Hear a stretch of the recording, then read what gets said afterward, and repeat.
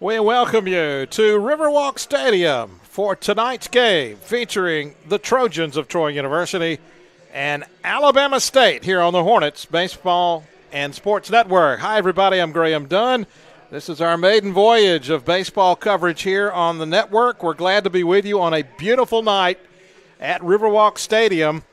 It is a neutral site, but we expect for there to be several Alabama State fans and Troy fans, for that matter, in what should be a great matchup. It's a rematch of a game that was played back in March, a win by Troy over Alabama State. That was played down in Troy. Alabama State will try to match that with a victory tonight. They'll send to the mound Kyler McIntosh, who is making his fourth start of the year. He has a 2-2 record, an ERA right at 5. And he'll try to do something that a lot of teams have had trouble doing, and that is shutting down a very potent Troy offense that comes into this game with a very gaudy batting average as a team. And we expect this to be a shootout tonight between these two offenses. Meanwhile, Troy will counter with Matt Mercer, a right-hander who is 1-0. He has not started a game. He'll be making his first start tonight, first start of the season. His ERA is over 8.64, so we'll see if Alabama State can take advantage of that. Let's meet the starting lineups.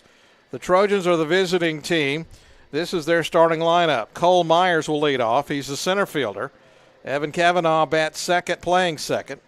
William Sullivan is the first baseman, batting third. Shane Lewis, the designated hitter, he is batting fourth. Kyle Mock bats fifth, the right fielder. Caleb Bartolo is the third baseman. He bats sixth. Hudson Hartsfield bats seventh and is the left fielder. Brooks Bryan, the catcher, and the shortstop is Lance Gardner again. Matt Mercer getting the start tonight for head coach Skylar Meade in his second season. The Hornets will counter with Randy Flores, one of the hottest hitters not only for ASU, but in all of the SWAC. We'll tell you more about that as the game goes along. He leads off at second base. Trenton Jameson is the right fielder, batting second. Ian Matos is the center fielder. He bats third. Jack Kay, the first baseman, is in the cleanup. Ali LaPred is the left fielder. He bats fifth. Corey King is the third baseman, batting sixth. Kristen Lopez is the shortstop, batting seventh. Jaden Sloan, a very hot Jaden Sloan, I might add, is batting eighth. He is the designated hitter. And the catcher, Jamal George, batting ninth. Again, Kyler McIntosh taking the mound. He has not pitched a lot. In fact, he is normally the starting shortstop, but he comes in again with a 2-2 record, a 5.0 ERA. He has pitched 18 innings and has given up 24 hits, 10 earned runs, struck out 17, walked 2, but he's pitched better in the last couple of outings. And we'll see if he can continue that trend tonight as we are underway here at Riverwalk Stadium. A very, I would almost call it a perfect night, 72 degrees. There is a breeze. It's blowing in, so it's going to be hard to get the ball out of the park tonight. But we'll see. 1-1 the count now to the leadoff man, Cole Myers. Myers, a .284 hitter. 24th start of the year. He started all 24 games for Troy. And he pops that one straight back. And McIntosh is ahead in the count, 1-2. Crowd still filing in here this evening. We expect to have a decent crowd here at Riverwalk. Again, if you're in the vicinity, come on out and check things out. Watch some good baseball. 2-2 now the count on Myers.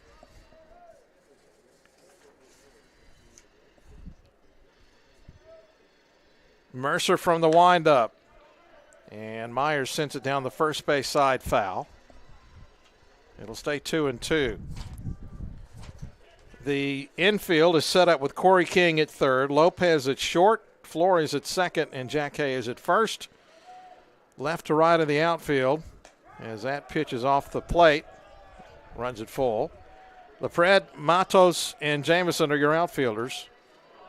Of course, McIntosh on the mound. Payoff pitch coming to the leadoff hitter for Troy. And it's a swing and a miss, strike three. Might have got a piece of it. But Myers goes down swinging, and Evan Cavanaugh will bat.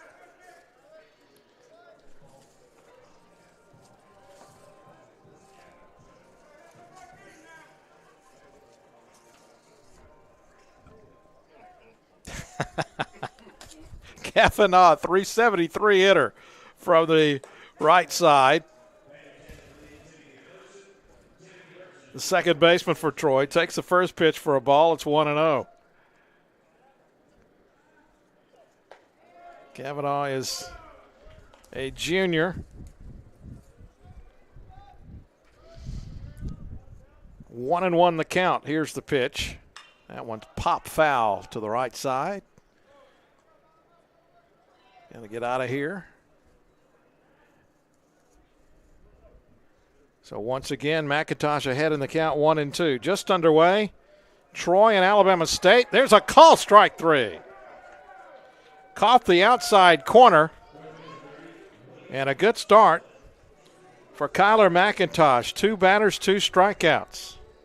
And now we'll face William Sullivan, a very dangerous hitter for the Trojans. 390 average. He's hit 11 home runs. His slugging percentage at .922. That leads the team, and he promptly rips one foul down the first base line, 0-1.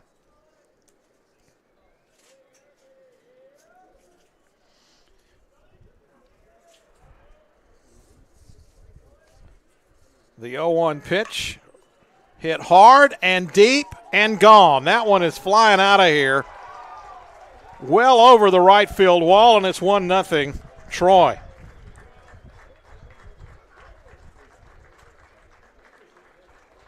That one got out of here in a hurry. We didn't have a stopwatch on it, but it didn't take long. So an early 1-0 lead for the Trojans. Sullivan's 12th home run of the year. So here's the designated hitter, Shane Lewis, who has 13 home runs this year. Home plate umpire Marlon Reynolds telling something to the Troy dugout on the first base side, probably telling them to everybody can't come out of the dugout like that, maybe. So here's Lewis with 2 outs and a run in. Fastball is in there for a strike, 0-1. So I mentioned Lewis, another one with home run power. He's got 13, 342 average, slugging of 899. He's walked 18 times. His own base is right around 485. Troy started off hot as blazes. In fact, at one time, they were one of the few remaining undefeated teams in college baseball.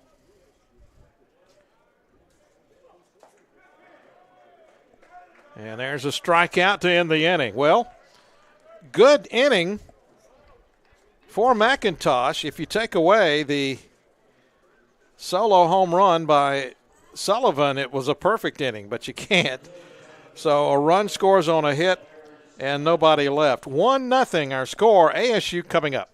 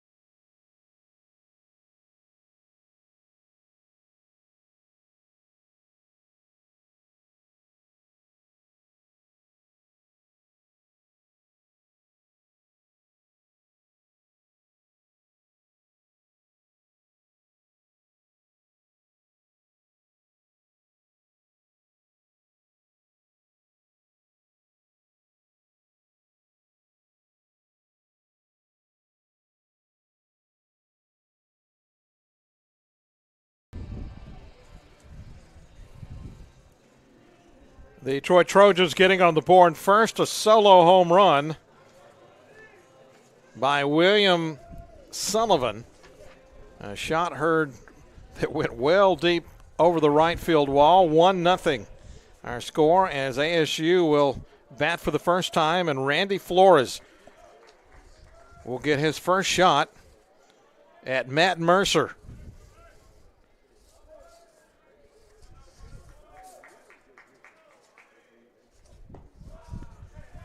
First pitch is inside for a ball, 1-0. Mercer again 1-0. He has not started a game until tonight. His ERA at 8.64. He has pitched 8 innings, given up 8 runs, 13 hits. He has struck out 10, walked 5. Meanwhile, Flores has been unbelievable at the plate so far this season. He has a .396 average. He's hit 3 homers and driven in 25. Junior out of Brooklyn, New York. 2-0 the count. That pitch off the plate. And Flores are way ahead in the count, 3-0.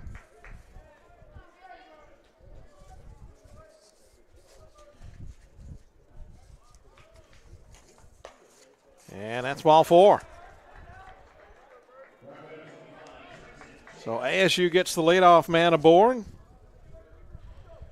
And Trenton Jamison will bat, the right fielder. Jamison hitting .312. He's hit 3 homers, 24 RBIs. The long ball has spread out throughout the ASU lineup. They've got 11 players with at least 1 home run. As a swing and a miss by Jamison, 0-1.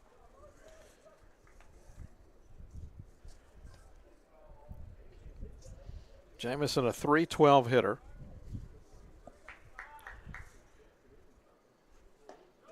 That one's in there for a strike. It's 0-2. Flores leads the team in stolen bases, 17 out of 20 attempts. He stands at first.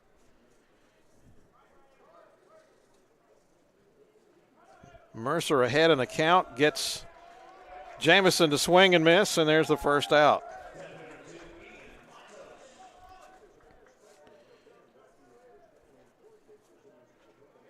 One out, one on. Here's Matos. Ian, the center fielder, has been a very consistent hitter at .353. Throw goes to first, not in time. And if you hadn't figured it out by now, we are audio only tonight. We hope to have video starting with the first home series in conference play in about a week. There goes Flores on the pitch. He is safe with his 18th stolen base of the year. Pitch was a ball. So he's in scoring position with 1 out.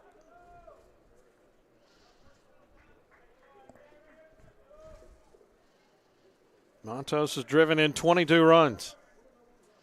The 1-0 pitch takes it for a strike on the outside part of the plate, 1-1.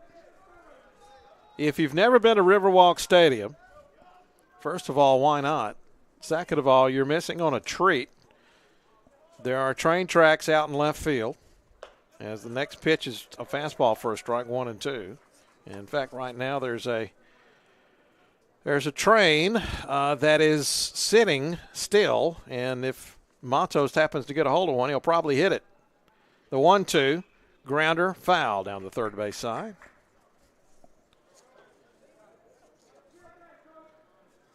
The story goes,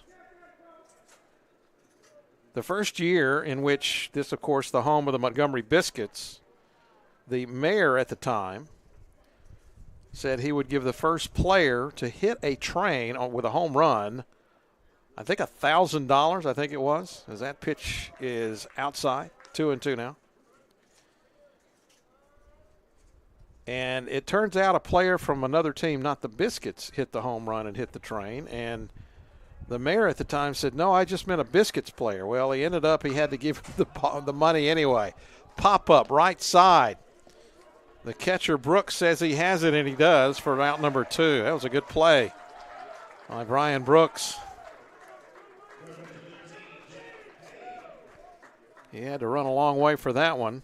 Quite frankly, he might have let the first baseman, William Sullivan, get it, but he took it himself, out number 2.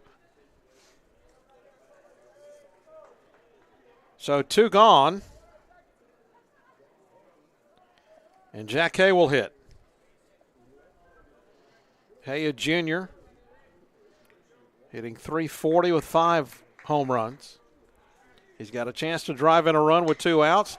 Promptly hits one deep to right. Did he get enough? He's waiting. He's watching. It's out of here. Jack Hay with a 2-run homer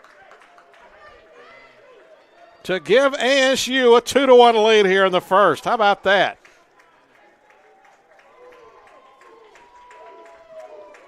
Sixth home run of the year for the junior out of Parkland, Florida. It scores Flores. And as I mentioned to start, this team's got some pop, and they showed it here. Here's the thing. The wind is not really blowing right now, and what little bit is blowing in. But both of the home runs we've seen tonight have been cannons. 2 out, nobody on for Ali LaPrinte. .348 hitter, 3 home runs. There's another deep shot, left center. Back goes Hartsfield. He's got it right at the wall to end the inning. Needless to say, the ball is carrying tonight here at Riverwalk Stadium. So settle in, we've got a good one. ASU comes back with 2 in their half of the first. They lead at 2-1 as we go to the second.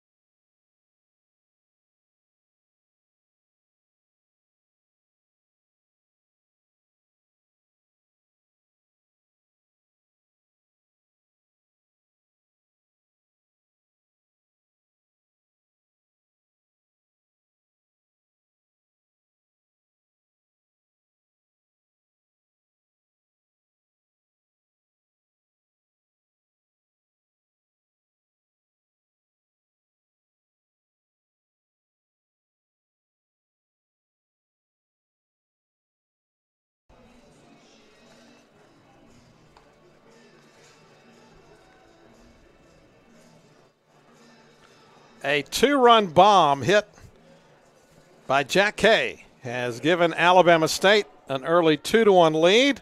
So a couple of home runs to right field to start this one.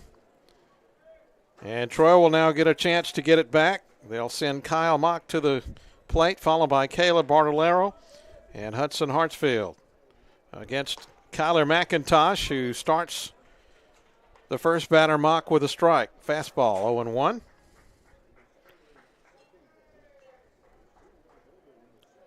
Next pitch is on the corner, strike 2.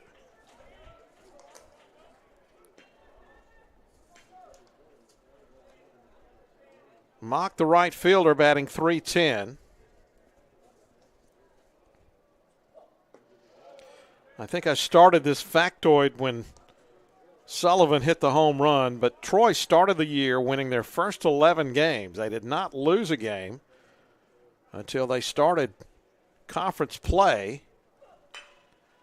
Grounded to first. Jack Hay is there. He'll run to the bag for the first out.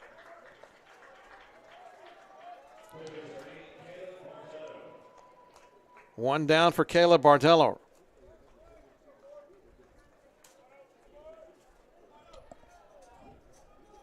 But yeah, they got into conference play and lost to Central Florida and then won the next 2. First pitch is outside for a ball.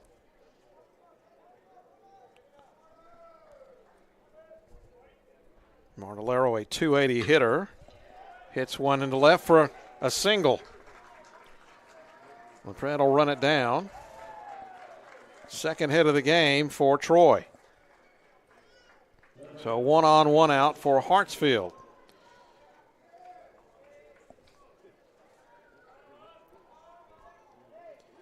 Left fielder batting .317. He's got a homer and 3 RBIs. Back up, let's make that 8 RBIs.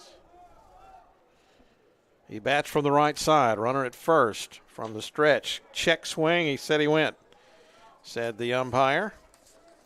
Which, by the way, your umpires tonight are Marlon Reynolds behind the plate, Patrick Graham and Kevin Bradley in the field. The 0-1. Strike 2.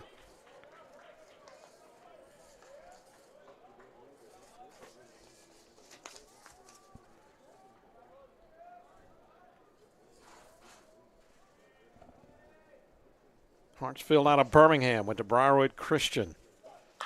Grounder, third. King grabs it, throws to second for 1. Going to be tough to turn 2. In fact, the throw gets away. They got a chance to get him at second with a good throw, and they've got him. Ill-advised running by Hartsfield, and he is out at second to end the inning. It doesn't go as a double play, but it might as well be. And that ends it here in the top of the second. Nothing doing for the Trojans. We go to the bottom of the second. Hornets on top 2-1.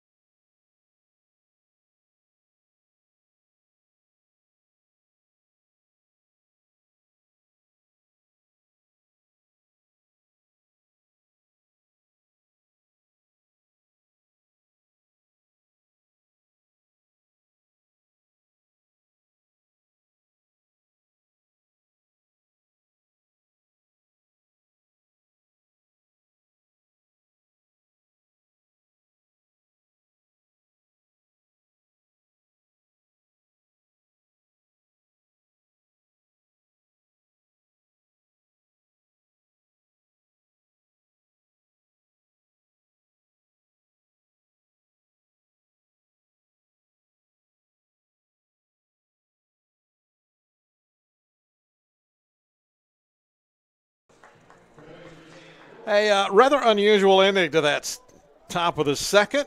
The Hornets get 2 outs, but not a double play. It doesn't matter. They're back at the plate now trying to add to their 2-1 lead. Corey King will lead off, followed by Christian Lopez. And then Jaden Sloan. And King checks the swing. It's considered a foul ball. Boy, that was close. Marlon Reynolds making the call at the plate.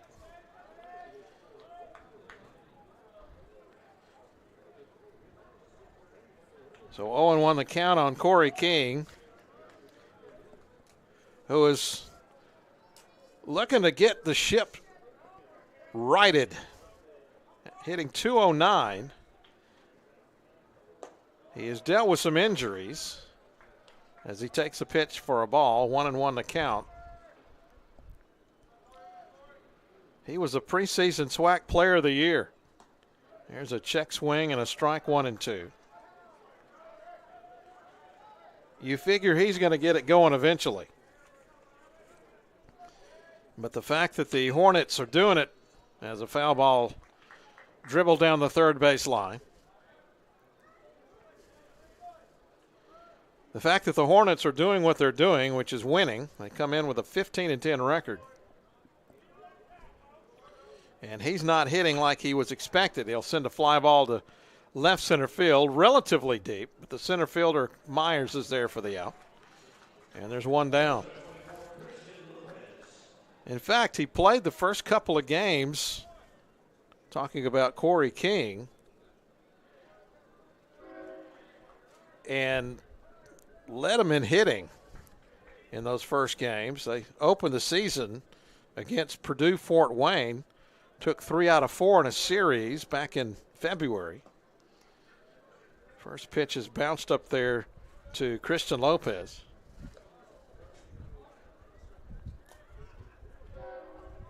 And then he kind of went into a swoon, but hopefully he'll get it back. Lopez, though, batting .274.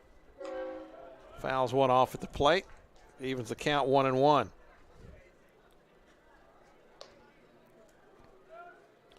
Jose Vasquez, the coach for Alabama State. 6th year at the helm for ASU. Grounder foul. And that'll make it 1-2 on Lopez, who has a .274 average. San Diego native. A junior. They ask for help on the check swing, and they say no swing, says Kevin Bradley. 2-2 is the count.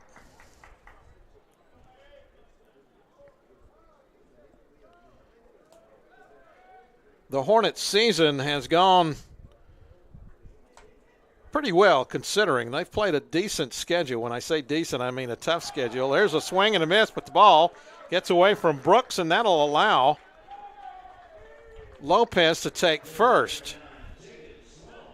Not sure if that's a pass ball or a wild pitch. Probably a wild pitch, but either way, Lopez is at first with 1 out for Jaden Sloan, the designated hitter, a local player from Brew Tech here in Montgomery. He's been on fire of late, .387 hitter. 5 home runs. He's knocked in 15. And he lines one at short. Grabbed there by Gardner. He won't have a play at first as Lopez gets back. So 2 outs, and here's Jamal George, the catcher out of Trujillo, Puerto Rico. I just wanted to say that at least once tonight, so I went ahead and got it out of the way. .250 hitter. One of the better catchers, though, in the SWAC.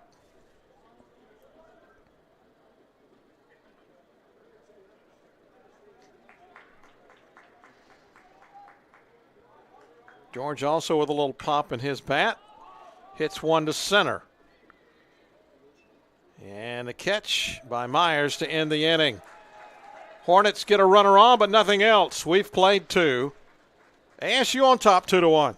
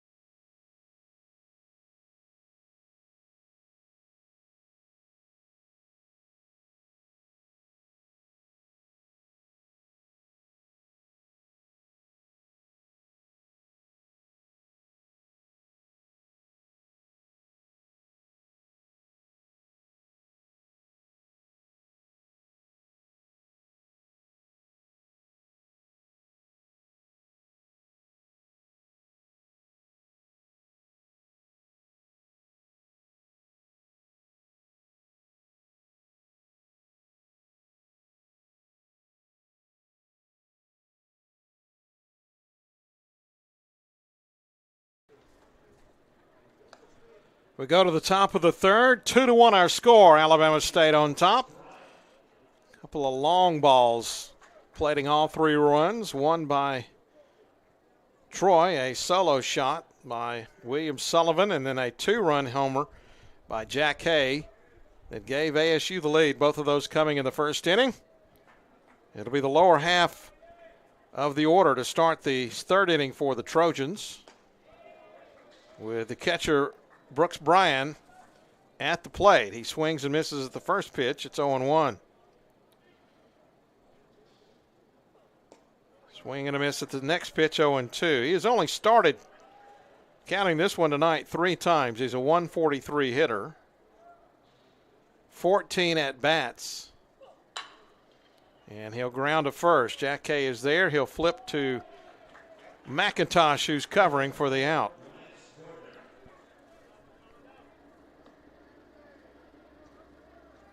One down for Lance Gardner, the shortstop for the Trojans. Batting .205. He making his 13th start of the year. And he takes a fastball in there for a strike, 0-1. Good start so far for Kyler McIntosh.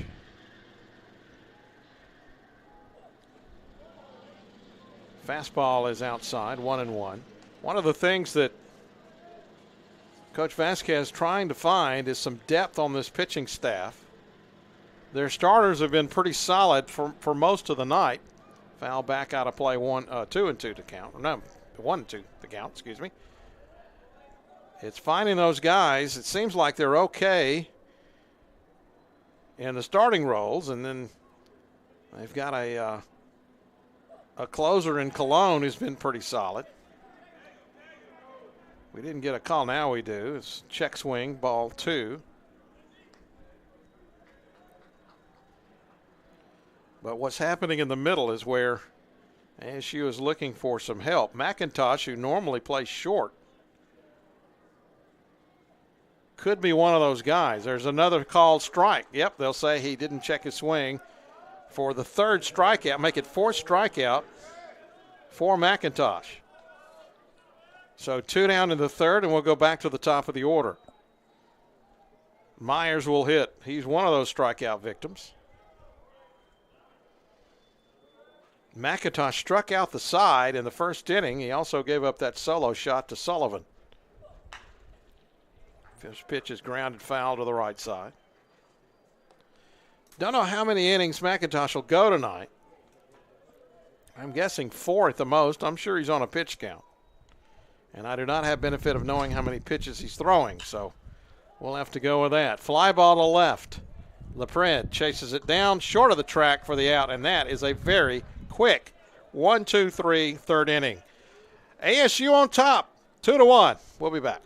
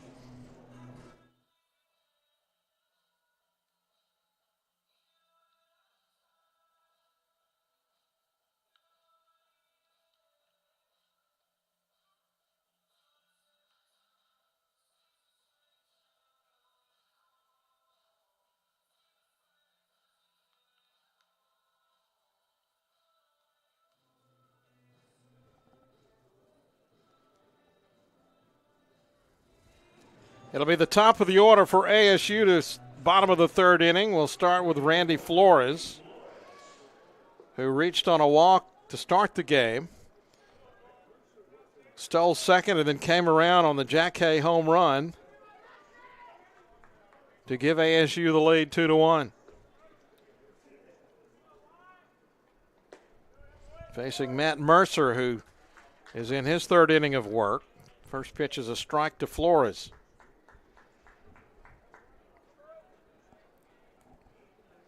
Flores now has scored 28 runs on the year. Pops one foul, back out of play. The dimensions here at Riverwalk Stadium, only 314 down the left field line. The left field porch is pretty close, but then it juts out to 395 at left center. There's a pop fly down that left field side, and it's going to reach the seats. And the count stays 0-2. 400 to dead center. 373 to right center. And 333 feet to right. Which, unless they added a few feet, that's not correct, because that's actually now part of a advertisement for a local attorney.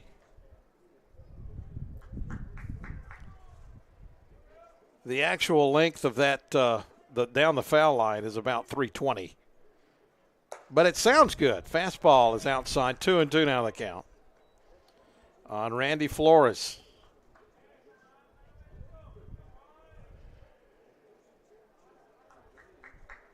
Two. Grounder to first. Knocked down by Sullivan, and he'll race to the bag for the out.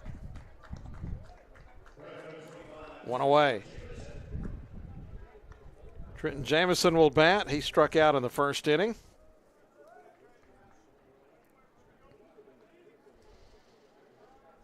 One of two strikeouts for Matt Mercer, who again making his first start of the year for Troy. First pitch to Jamison is a ball, 1-0. Jamison out of Atlanta.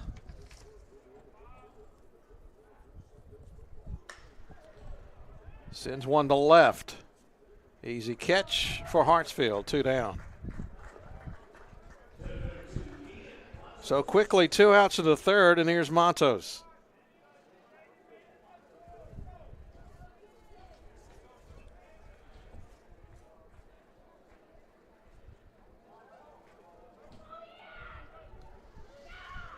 Ian out of Toa Alta, Puerto Rico. Started his college career at Galveston College. Takes a pitch for a strike, 0-1.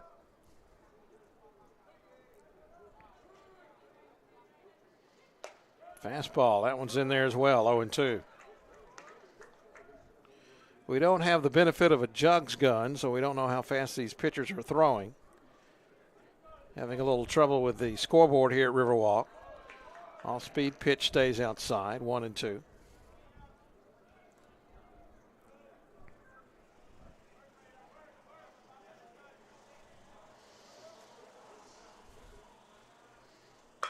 Liner left field, base hit. So Matos is on for the first time tonight.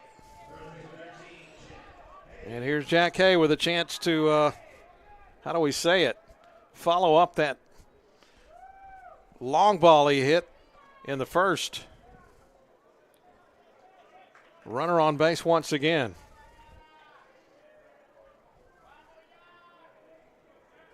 Two to 1 our score. ASU on top. We're in the third. That one popped right over our head here in the press box. 0-1 the count.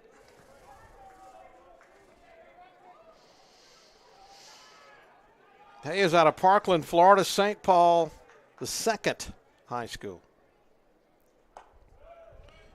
Strike call on the outside part of the plate. And Hayes in the hole, 0-2.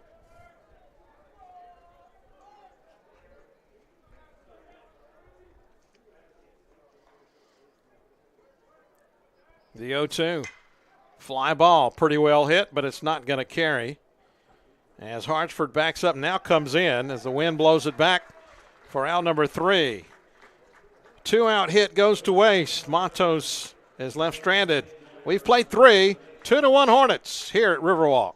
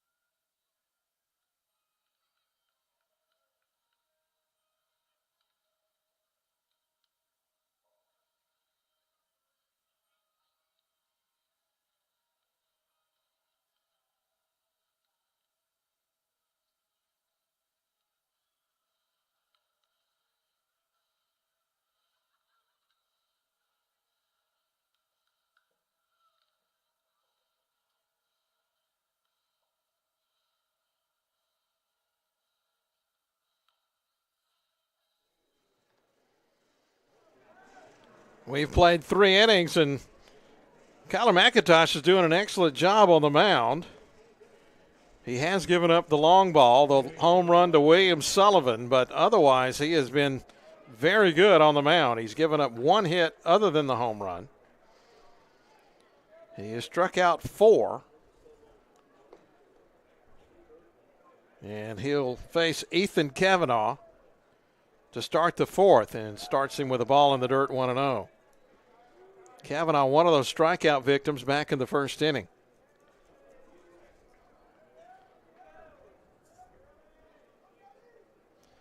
So far, McIntosh has thrown 33 pitches, and there's 34, and it's over for a strike. He'll face the 2, 3, and 4 hitters in this 4th inning. There's a liner to center. Matos has it for out number 1. Well, was hit hard, but right at Matos. 1 out, and here's Sullivan, who hit a shot over the right field wall in the first inning. Hits one hard through second base for a base hit. Flores couldn't get to it. That one had some hair on it. 2 for 2 is Sullivan. That time, though, it stayed in the yard. So 1 on, 1 out for Shane Lewis.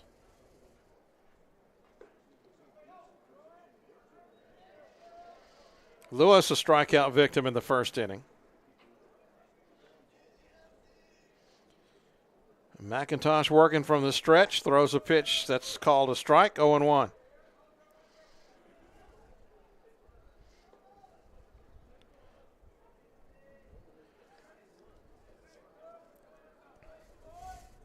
McIntosh did pitch against Troy in their first meeting, as the next pitch is in the dirt.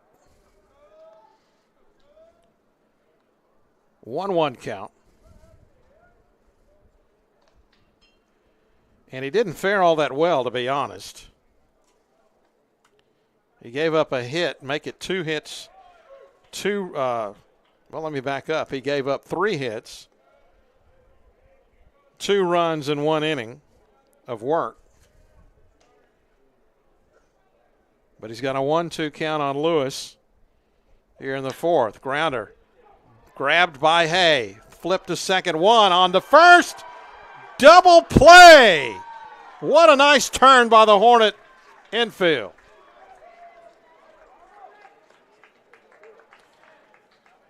And give Jack Hay credit. I didn't know if he was going to have the angle to make the throw.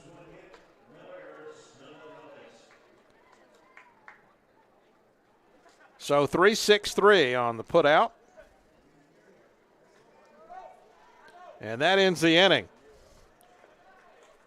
So the single given up to Sullivan amounts to nothing. We've played 3.5, 2-1, Alabama State on top.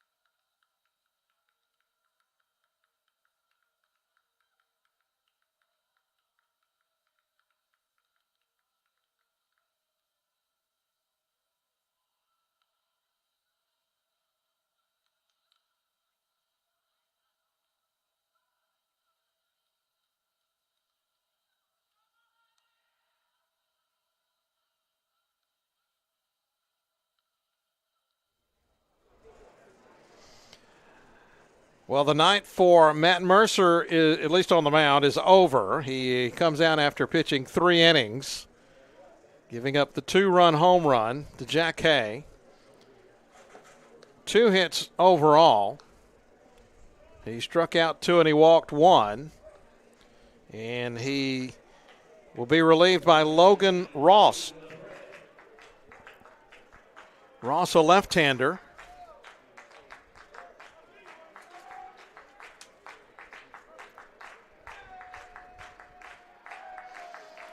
He is 1-0 on the year. He has a .675 earned run average. Making his 8th appearance of the season.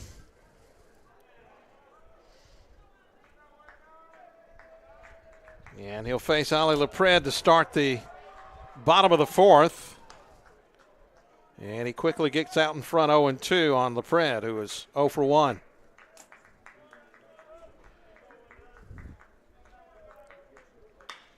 Right back up the middle, base hit. Nice 0-2 count hit for LaPred, the left fielder for Alabama State. And a good start for the Hornets here in the bottom of the 4th, and here's Corey King. King is 0 for 1 with a fly out to center.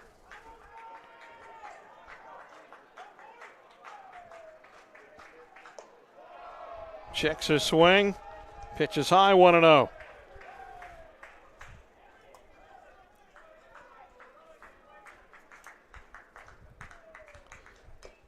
That one's tipped at the plate, 1-1 the count.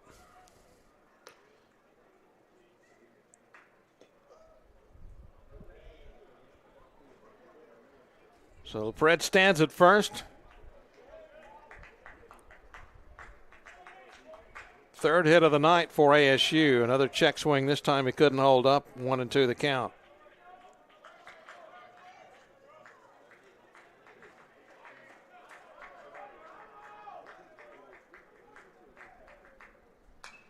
That one fouled back. Stays 1-2.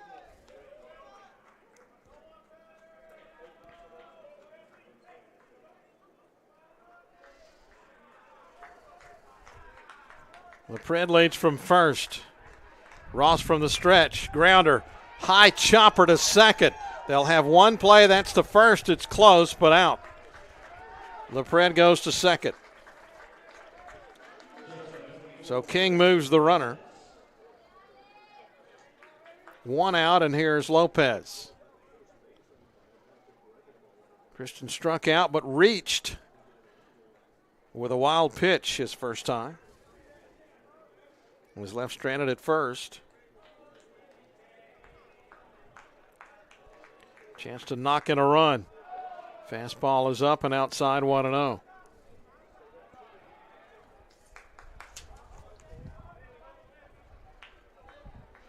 Again, Ross hasn't pitched much. 8th time we've seen him this year. Grounder to second. Backhanded by Cavanaugh, who'll make the throw to first. Moving over to third goes LaPred. Sloan with a chance to drive in a run from third with 2 out.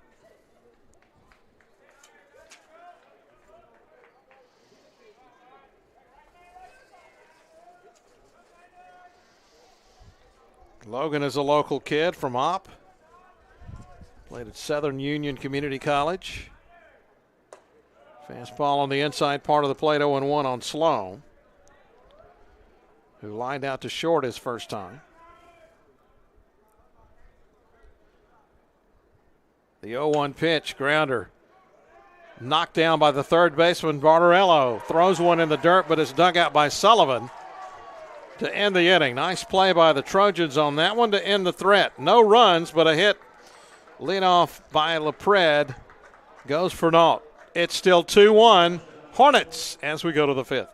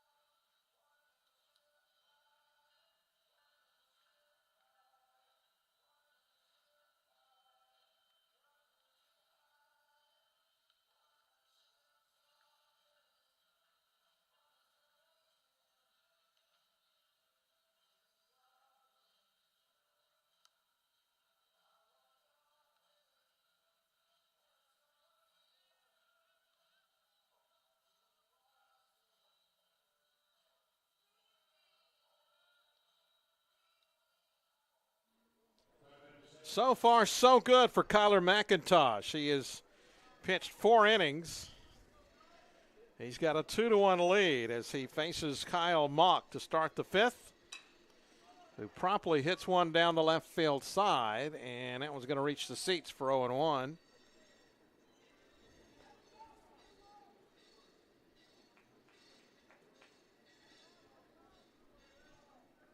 McIntosh has given up a couple of hits, 3 to be exact.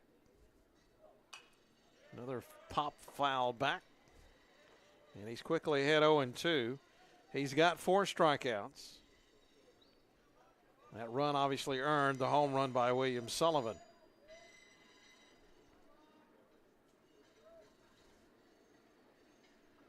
Trying to earn what would be his 3rd victory of the year. He throws one in the dirt there, 1-2.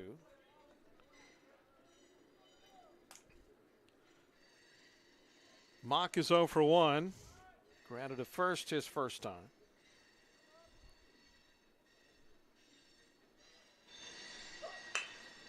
Grounded to second. Flores is there. Throws to first. In time, 1 out.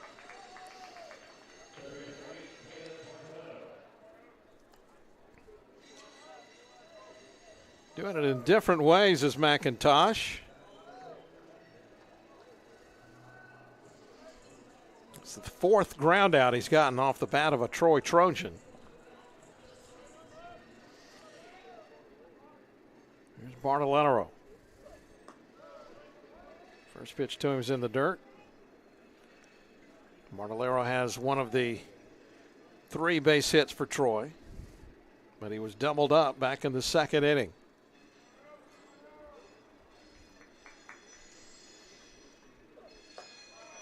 1-0 pitch is a fastball for a strike, 1-1.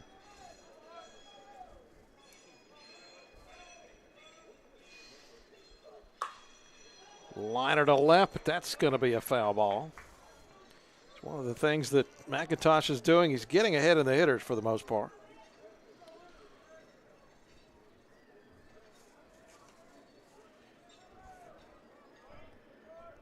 And he's ahead here, 1-2. Fastball sails outside. McIntosh from Columbus, Indiana, Columbus North High School. He is a sophomore.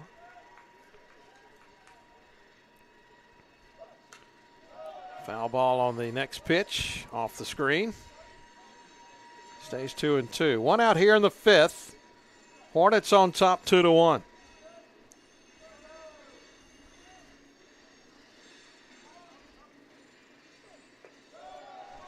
2-2 pitch is a little low. That'll run it full, 3-2.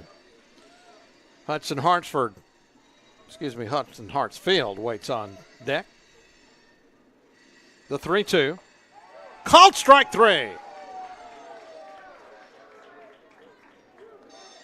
5th strikeout for Kyle McIntosh.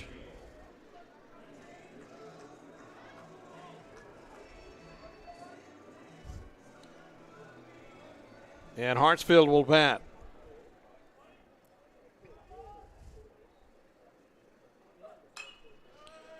First pitch to him is popped out of play, foul, 0-1. Yeah, in a weird sort of way, the Hornets turned to double play in that 2nd inning as the next pitch swung on and missed, 0-2 now. Hartsfield was safe at first. The ball got away from the first baseman, Jack Kay, and he tried to take second. As he lifts one into right center, should be an easy play for Jamison. He makes the catch, and that's a 1-2-3 inning for McIntosh and the Hornets. No runs, no hits, nobody left. Love to say that. 2-1 our score. Hornets on top. We'll be back.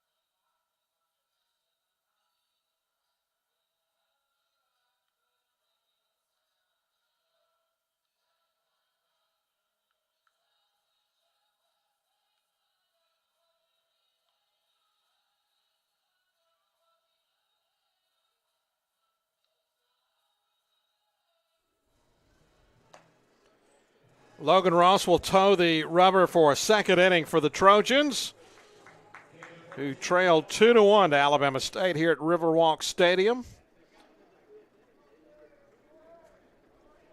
It'll be Jamal George, followed by Randy Flores and Trenton Jamison, the first three up for the Hornets.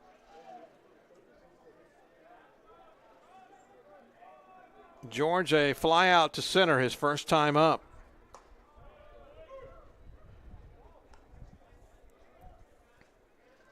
After tonight, ASU will continue their road swing in the start of the SWAC. There's a fly ball to left. Is it got enough? Yes! Home run, Jamal George.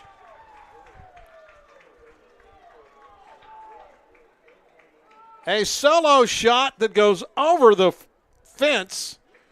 The railing is a better way to put it. Here at Riverwalk Stadium, and it's 3-1 Alabama State. How about that? Again, that's against the wind. It's not a strong breeze. Now what are we going to discuss here? The umpires getting together.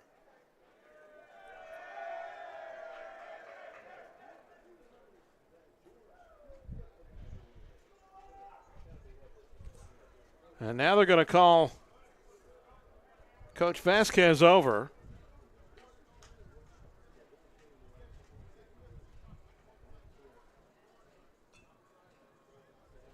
And I'm not sure why.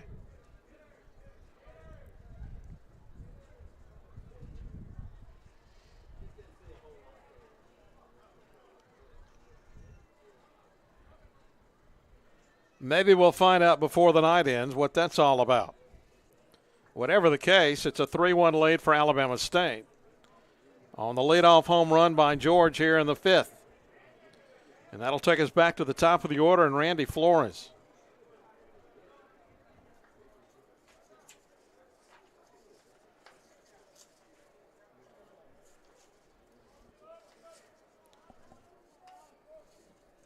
Flores 0 for 1 with a walk and a run scored. First pitch to him is a fastball for a strike.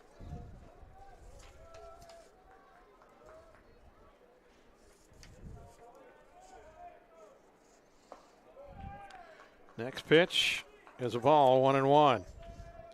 That was the second home run given up by Ross this year. The 10th earned run. 2-1 now the count as the next pitch is a ball.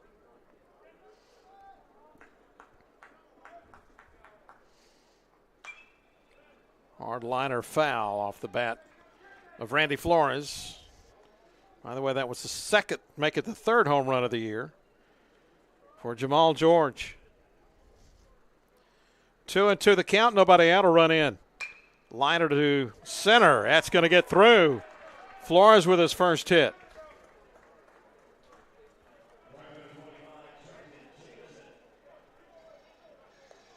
So the Hornets' first two batters here in the fifth reach. One of them with a home run, the next one in Flores with a base hit to center.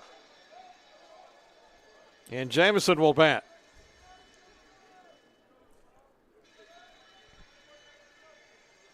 He is 0 for 2. Apparently we're going to get a visit from the pitching coach for Troy.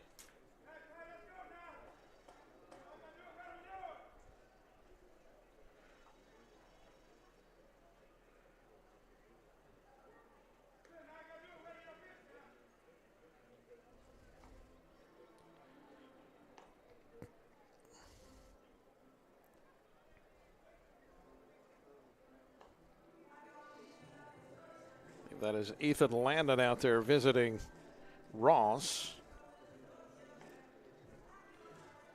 He's been roughed up here in the fifth inning. We've got some action now out in the Troy bullpen.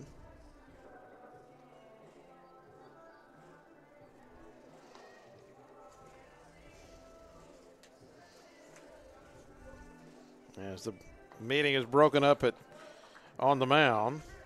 Christian Asbury is throwing in the Troy bullpen. And I'm sure that visit was just to get things going out there. So here's Jamison with a runner at first and nobody out. Ross had Flores moving back to first. Was a ball, 1-0 on the pitch. Flores has stolen 18 bases, including one tonight. Another throw to first, and that one nearly got away.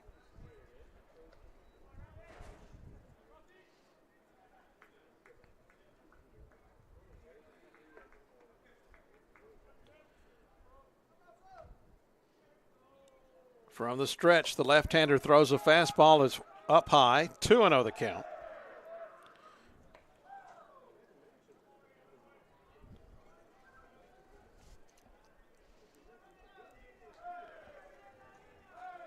The 2-0 pitch, inside. 3-0, the count on Jamison.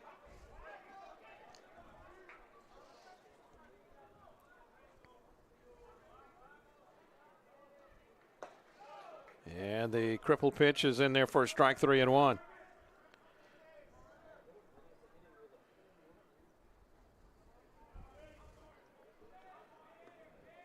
Flores not going. Grounded to second. Could be two. Flip to second for one. On to first. In time, double play. First double play of the night for Troy's infield. He goes 4-6-3 and quickly wipes out the threat. And Ian Matos will bat with 2 outs. Matos 1 for 2. He singled in the third. He popped out to the catcher in his other at bat. Takes a strike, 0-1.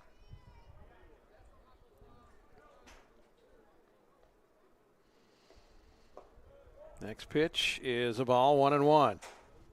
I was just about to say that Logan Ross laboring a little bit, but it's amazing what a double play will do for you. As the old saying goes, pitcher's best friend. The 1-1 bounced up there. 2-1. We are at Riverwalk Stadium in Montgomery. This is ASU's home game. Next pitch, fastball, is a beauty. 2-2 the count. 3-1 our score, ASU on top. Called strike 3. That one catches the inside part of the plate. Matos is down on strikes. But the Hornets get a solo home run to start the inning from Jamal George to add to their lead. It's 3-1 as we go to the 6th.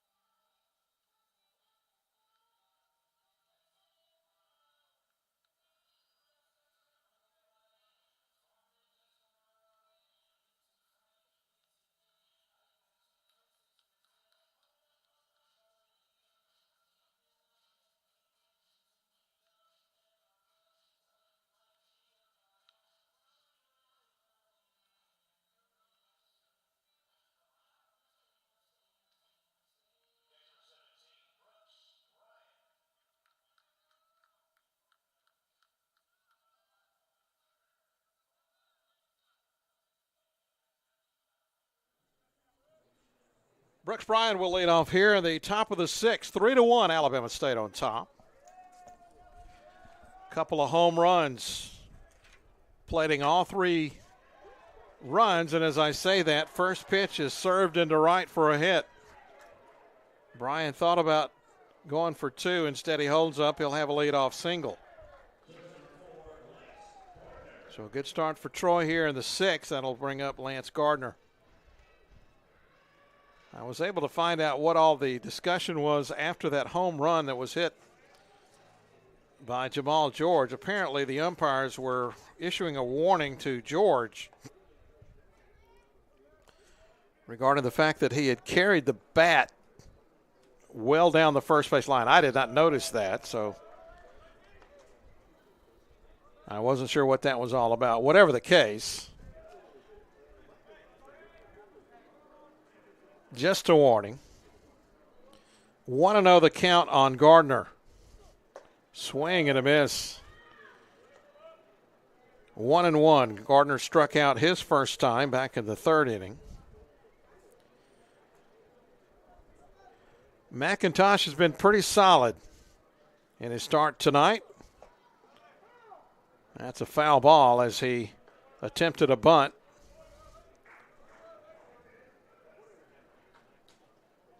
Count is 1-2. Runner at first, nobody out.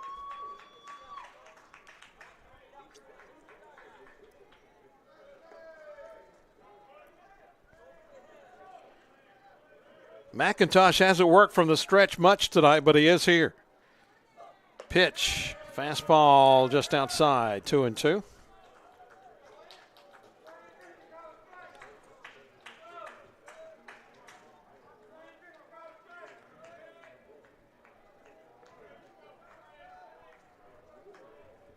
Don't know how much running the catcher's going to do, Brian. Fly ball center field. Matos backs up. Now he lost it and it drops for a hit. And that'll be a base hit for Gardner. And to be honest, right now it is the toughest sky you could possibly have. It is that gray overcast, almost blue, and it is even as with the great lighting here at Riverwalk Stadium, it's not easy to pick up the ball. So that'll be back-to-back hits for Bryan and Gardner.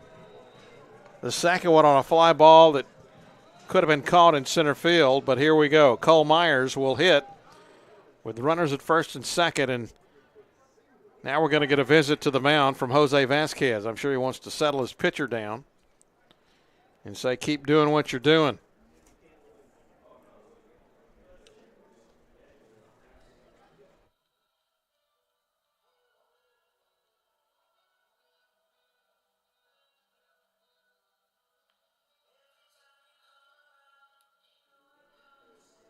So a auspicious start here to the sixth inning for the Hornets with the Bryan base hit that wasn't hit very hard to right, followed by a fly out that should have been caught, but it'll go as a single. Bryan was not able to advance any further than second base. Looks like we are going to get a pitching change. McIntosh will leave the mound, and he'll get a nice hand, and he deserves it.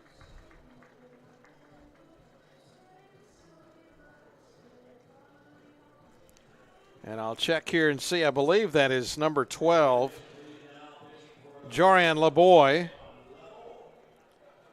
will take over on the mound.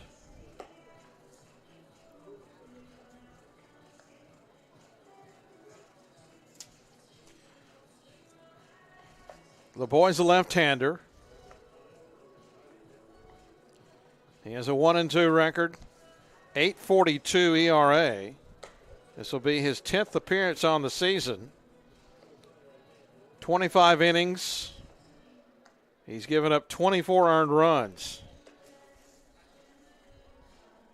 And he's one of those pitchers that Coach Vasquez is hoping that he can depend on as they head into the deepest part of their SWAC conference play, which will continue this weekend.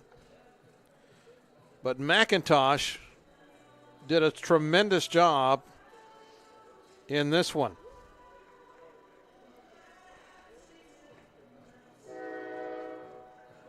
The runners on first and second are his responsibility,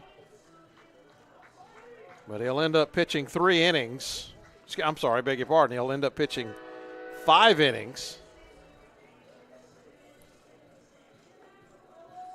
giving up 5 hits and 1 run to this point. He did strike out 5. I'm sure Vasquez will take that anytime they put him out there. So LeBoy will pitch with runners at first and second, nobody out. And Myers at the plate. First pitch to him is off the plate, 1-0. Myers from the left side.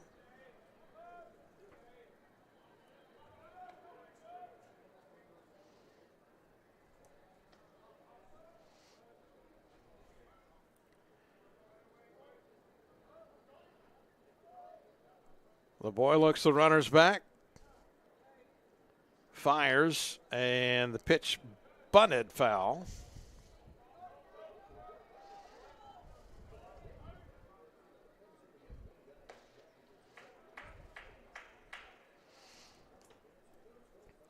See what LeBoy can do here in this jam. He'll be facing the top hitters in this Troy lineup. 1-1 the count. The pitch, another bunt. This one is successful. King fires to first. He's late. So that'll go as an infield hit.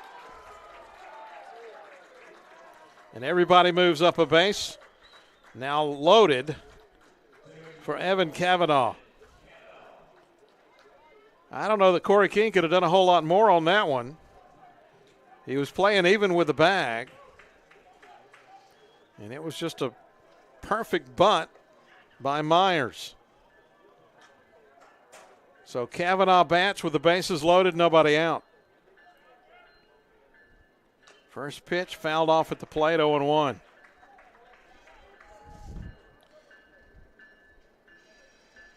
And LeBoy goes back to the windup.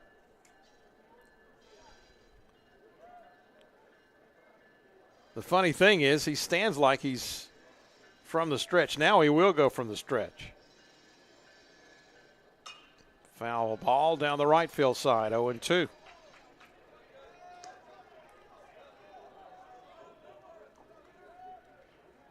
So LeBoy gets ahead. He needs an out. ASU's infield is playing back except on the corners. They'll concede a run for a double play, hopefully. And instead, it's laced into left field. One run's going to score, and that's all. Throw gets away from King. He doesn't realize it's right behind him. Now he picks it up. So an RBI single by Cavanaugh.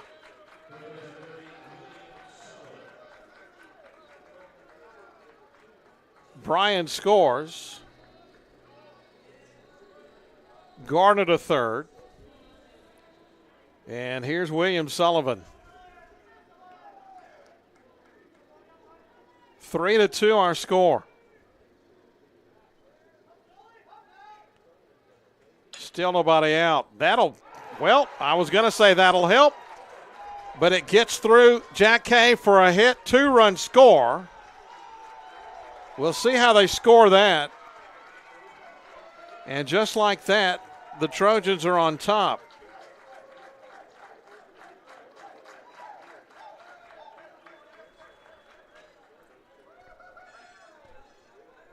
They're going to call it an error. And I think that's the right call. So some tough fielding here by the Hornets in the top of the sixth, so they've seen their lead disintegrate. Still nobody out. And Lewis at the plate.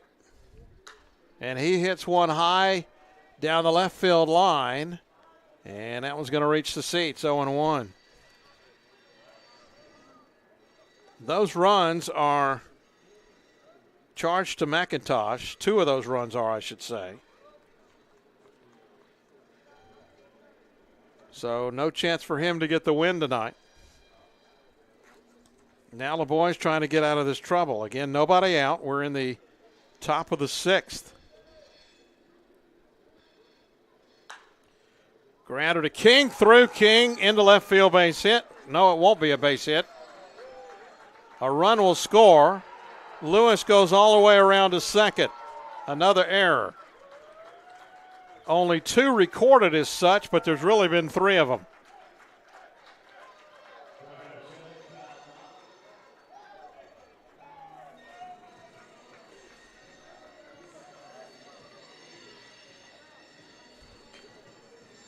Kavanaugh around to score. Sullivan stops at third.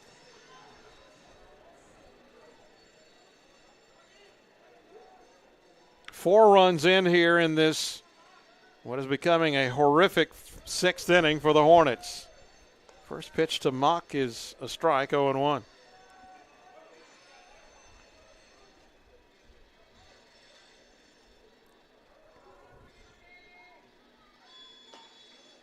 Neither one of these pitchers deserve this. They have pitched well enough to really be sitting in the dugout at this point. A couple of ground balls that should have been fielded. A fly ball that should have been caught. The 0-2 pitch, a little duck squirt that won't get caught. It'll land in front of the left fielder, LaPred, and a run scores. That'll go as a hit and an RBI for Mock. Still nobody out. And Bartolero will bat.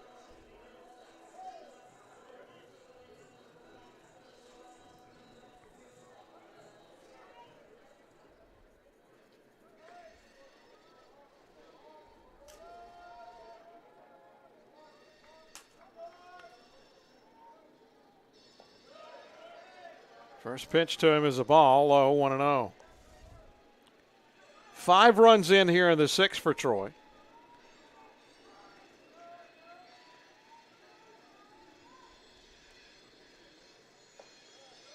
There's a strike, 1-1.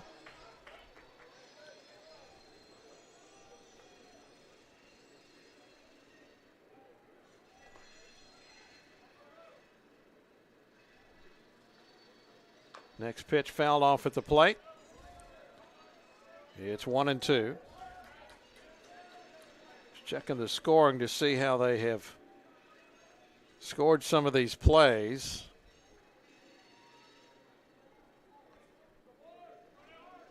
I've got Troy with 5 hits. There's a liner to center. Can Matos get there? He can. But that'll allow another run to score as Lewis trots in on the sac fly from Bartolero.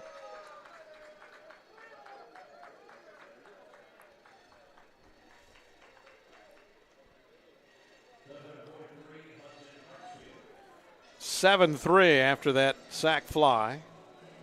Still just 1 out. And Hartsfield will bat for the Trojans.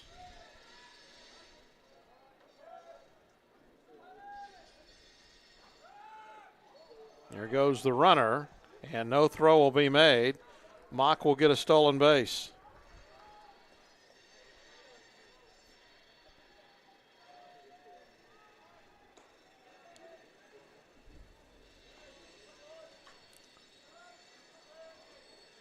Hornets were rolling along here until the sixth inning.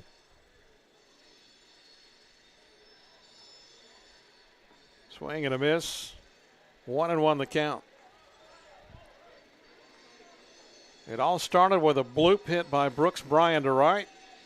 Then Lance Gardner hit a fly ball to center field that Matos lost in the high sky. A butt single by Myers. And then everything broke loose after that. Strike on the outside part of the plate. 1-2 now the count to Hartsfield. Couple of errors thrown in. That has us now at 7-3. Fastball is way outside.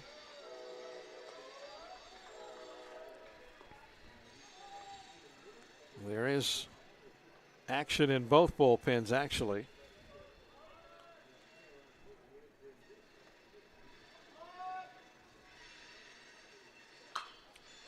Pop up in the infield.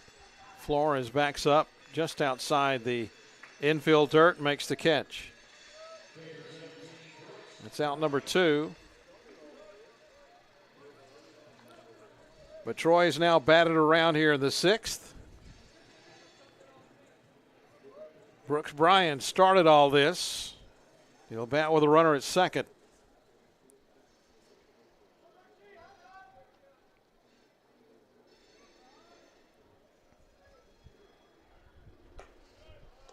Nice curveball by LeBoy for a strike.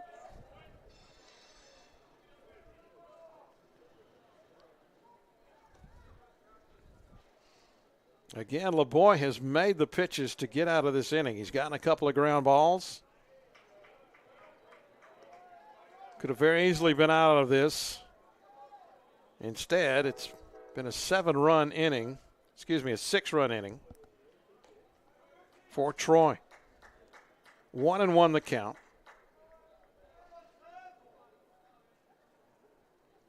Pitch is hit to center field. Matos right in his tracks. Will make the catch, but not before the Trojans score 6 times. And they do it. On 6 hits, they leave a runner. Different game as we head to the bottom half of the inning. 7-3 now. Trojans on top.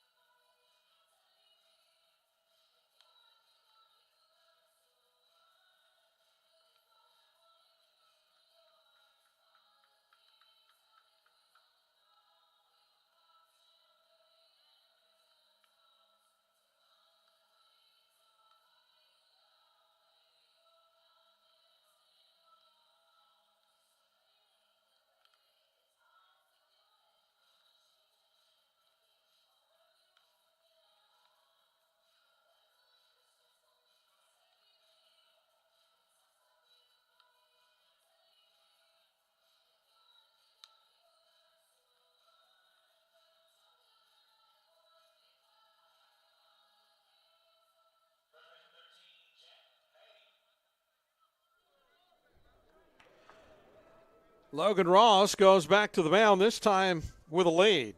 7-3 our score. Troy on top as Jack Hay will step to the plate. Hay got the night started with a 2-run homer in the first. At the time gave ASU the lead. They would add another home run in the bottom half of the 5th. That made it 3-1, but Troy has tacked on 6 runs here in this inning and now lead at 7-3. Still plenty of time for the Hornets as Hay is now in the hole 0-2. He also has a fly out to left field for his other at-bat.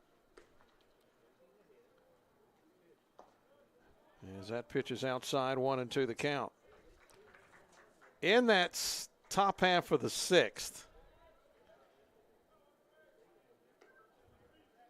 Troy had 6 runs on 5 hits. There were 2 errors, meaning that of the 4 runs given up by LeBoy, only 1 was earned. There's a strikeout of Jack Hay for the first out. And LePred will bat.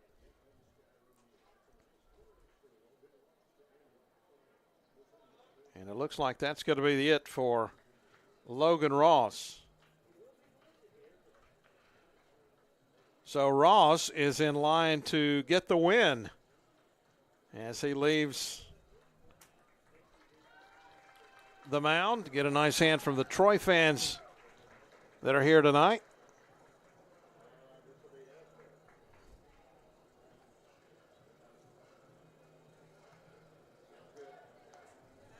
And I'll get my binoculars out here and tell you who the new pitcher is for the Trojans.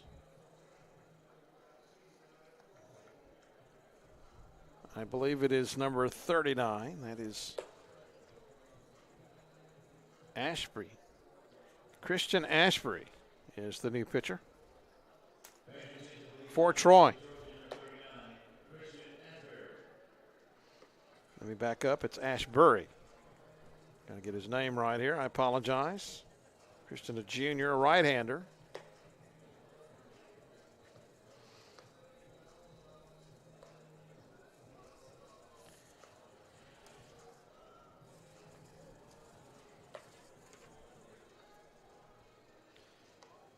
This will be his 11th appearance of the season, not the night, the season.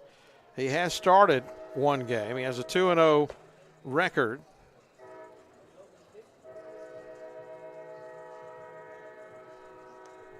His ERA at 5.60, 17 innings.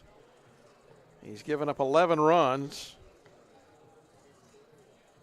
He has 28 strikeouts in 17 innings, so he is a strikeout pitcher. And he'll try to hold ASU in check here as we are one out into the 6th inning. ASU, following tonight, will head back on the road. They have not played a SWAC series at home yet. This will be their 3rd straight series on the road. They'll go to Huntsville, where they'll face Alabama A&M starting Friday, Saturday, and Sunday. First game at 6 on Friday. 2 p.m. start on Saturday, and then a 1 p.m. start scheduled on Sunday. I have not looked at the weather. I have no idea if it's supposed to rain. Let's hope not, because that's one of the things that not just Alabama State, but everybody's been having to deal with. The Pred steps to the plate. First pitch to him is swung on and missed for 0-1. He has a single and 2 trips to the plate tonight. The pitch goes all the way to the backstop, 1-1.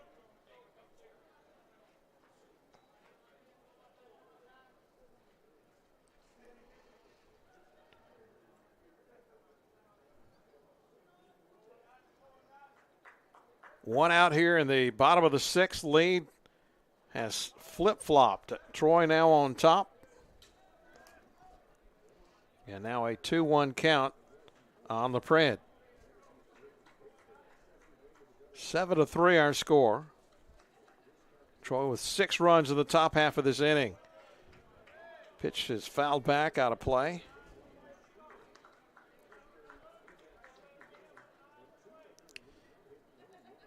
Two and two the count.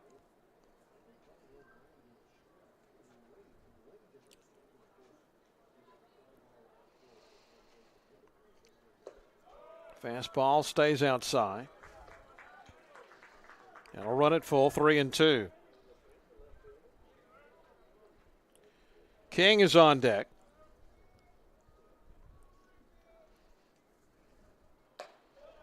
And that's outside for ball 4.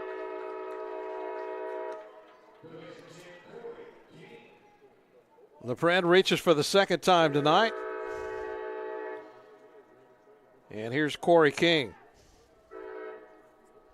King looking for his first hit in this one.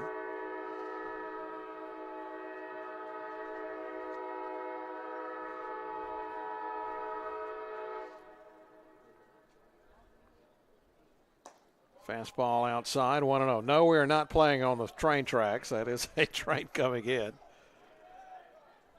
The uniqueness of this stadium.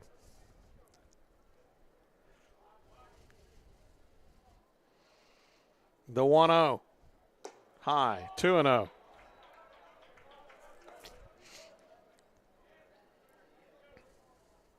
And now we'll get a little meeting at the mound with Brooks and his pitcher, Ashbury.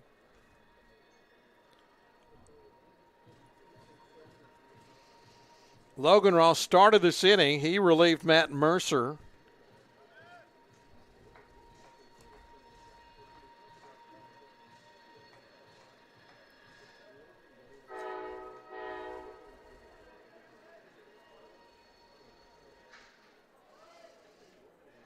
Pitching 2 1/3 innings did Logan Ross.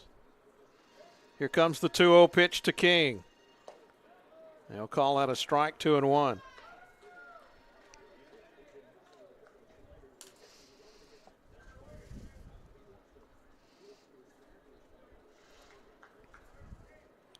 The Pred leads from first. There's one out here in the bottom of the sixth. Swing and a miss by Corey. Evens the count at 2-2.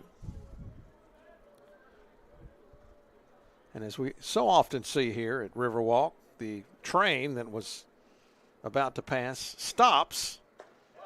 And there's a called strike 3 on King. First strikeout for Ashbury. Second strikeout of the inning for ASU. And Lopez will bat with 2 outs. But these conductors, engineers, whatever you call who handles the trains, they'll stop out there on the track and watch some baseball. First pitch is a strike to Lopez. Why not? Lopez with an 0-1 count. There goes the runner. Fastball is high. LaPred should be safe, and he is. Got a good jump to pick up the stolen base.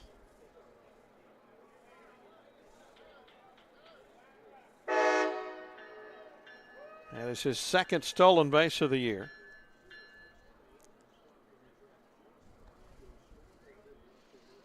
In fact, he's 2 for 2 in stolen base attempts.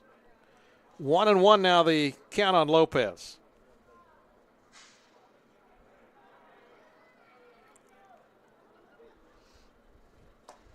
Fastball is on the inside corner, 1-2.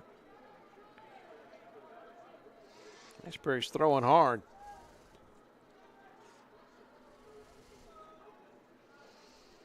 Now I notice that train is one car.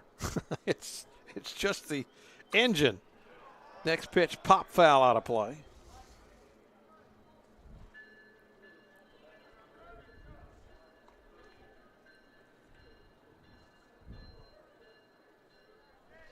Count stays 1-2. 7-3 our score. Troy leading Alabama State. We're in the bottom of the sixth. LaPred is at second. Ball escapes the bullpen of Troy, which is down the right field line. But we're ready to go again. 1-2 pitch coming. Here it comes. Swing and a miss. Lopez down on strikes. ASU 3 strikeouts in the inning. And they trail it 7-3 as we head to the seventh.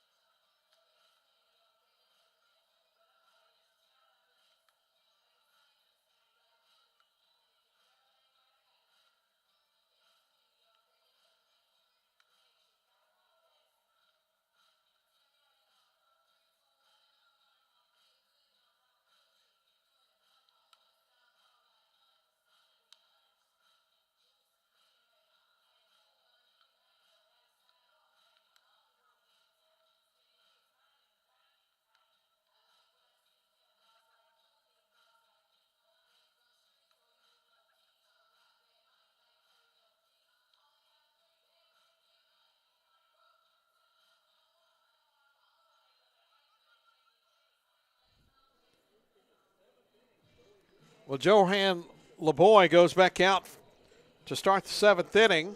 He came in relief of Kyler McIntosh back in the sixth. And unfortunately, right now, LeBoy is the pitcher of record. I'm sure he'd love to get the Trojans here 1-2-3 in this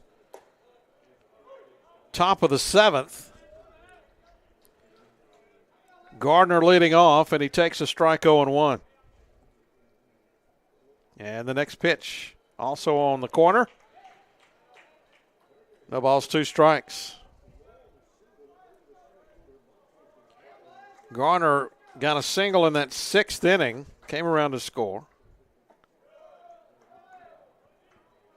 That single was a fly ball to center that Ian Matos lost in the high sky.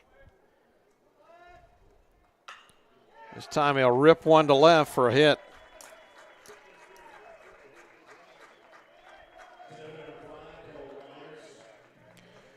Gardner has his second base hit, and we'll go back to the top of the order in Myers.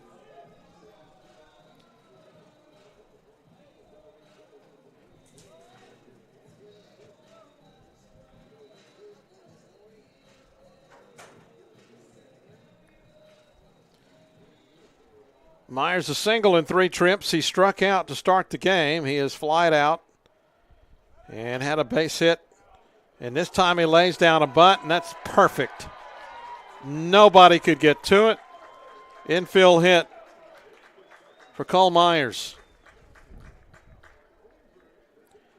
So the bunt single puts him at first and second, nobody out. And unfortunately, we've seen this movie before. Here's Evan Cavanaugh. Cavanaugh with a single and an RBI back in the 6th. I say back in the 6th, last inning. He is 1 for 3.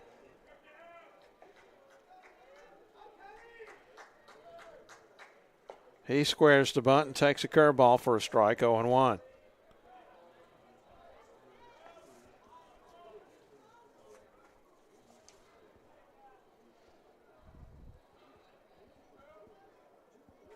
Cavanaugh started his college career at Kentucky. He is a Cincinnati, Ohio native. 1-1 now the count. Runners at first and second, nobody out. Another square, and that one spins him out of the way, and then the throw down to third is into left field, and a run will score. Corey King had come in to field the bunt.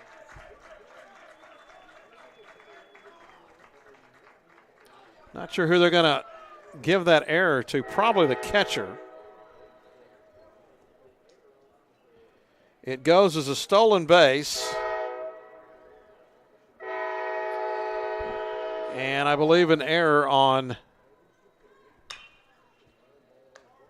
the catcher. Next pitch grounded, and throw home is in time.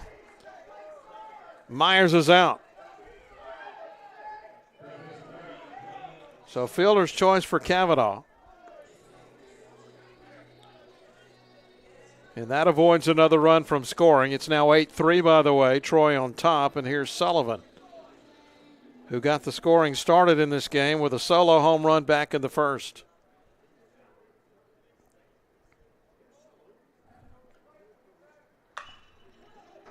And he hits a rope foul into the stands on the right field side.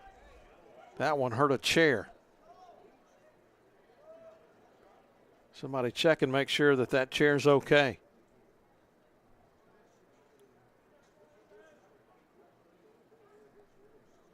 Runner at first, 1 out. Curveball must have been low, 1-1.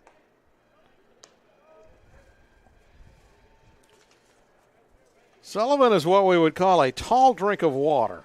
Can you still say that? I don't know. 6'4", 215. Next pitch, high chopper to first. They're going to call it a foul ball off his leg.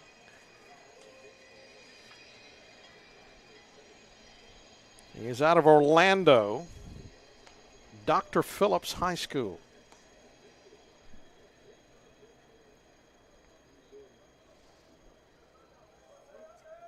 And as we've already seen, he's got home run power. He came into the game tonight with 11 home runs already. He's got 12 with that one in the first. But here he's behind in the count 1-2. One run is in. It's 8-3 Troy. The pitch. Grounder again foul to the right side. It'll stay 1-2.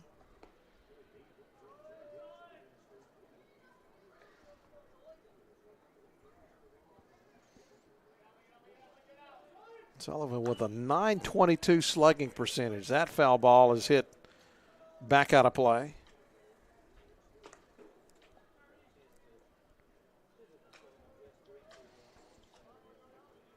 Figure this guy's got a future in professional baseball, the way he swings the bat.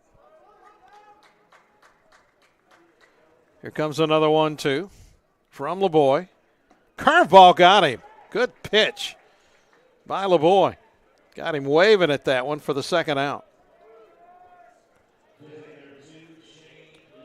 Lewis will bat with 2 away and a runner at first. He's 0 for 3. He did reach on an error during that 6th-run, 6th inning. And he would come around to score. Big swing and a miss at a fastball 0-1. He also has a strikeout and a ground out, grounded into a double play in the 4th inning.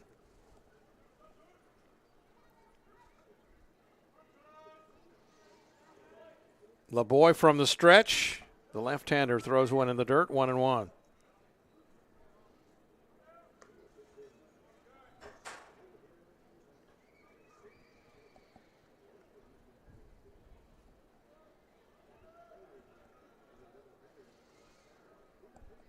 The 1-1 pitch, strike 2. Fastball on the inside part of the plate. So LeBoy can get out of this inning without any further damage here. 1-2 the count. There goes the runner. Swing and a miss. And that'll do it. Troy adds a run. It's unearned. But they lead it 8-3 as we go to the bottom half of the 7th.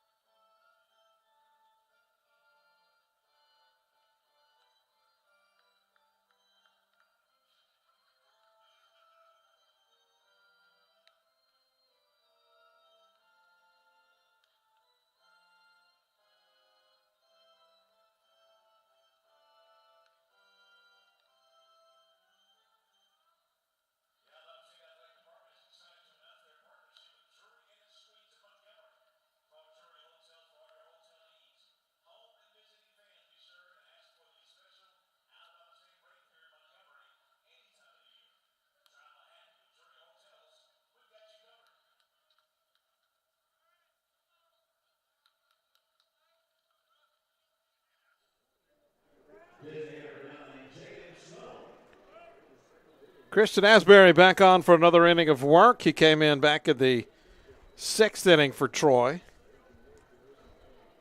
He'll face the 8, 9, and 1 hitters for Alabama State, trailing 8-3. The Hornets down 5 runs. And the first pitch to Jaden Sloan is a strike, 0-1.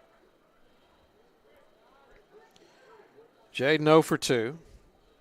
Hit a liner to short, grounded out to third. The 0-1 pitch. Called a strike, 0-2. Sloan will be followed by George and then the top of the order and Randy Flores. from the stretch. Swing and a miss and a strikeout. 3 pitches for Ashbury.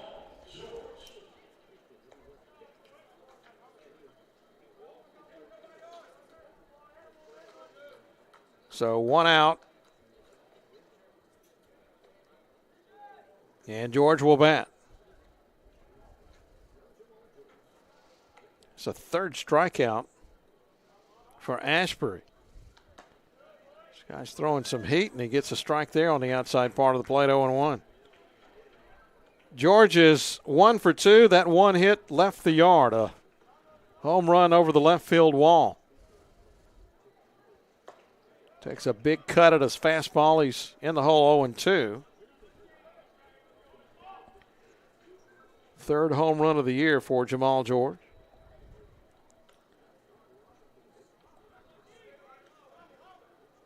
But then the floodgates open in the next half inning, and there's a called strike 3 right down the pipe. Ashbury has struck out all but one of the batters he's faced, and that batter walked. So nobody has put the ball in play against Christian Ashbury. Randy Flores will take a shot at him here. 1 for 2 with a walk.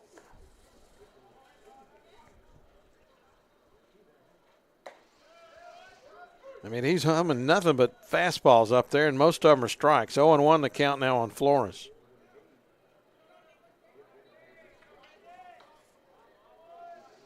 Ashbury out of Burke, Virginia. He's a junior. Finally throws the ball. 1-1 the count.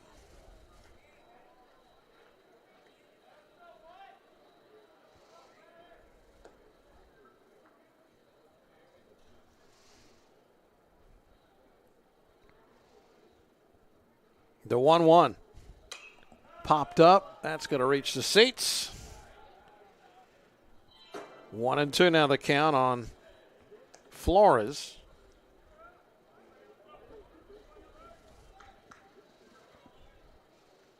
Who also added to his stolen base totals in the first inning. Team leading 18 stolen bases on the year. Here's behind in the count 1-2, and he pops it foul again.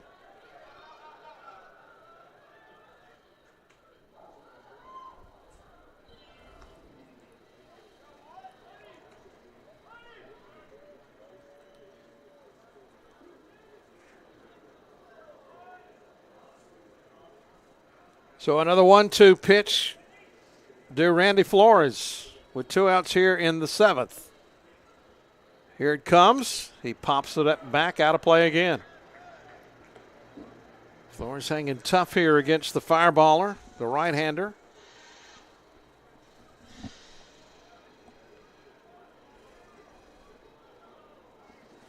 He'll try again.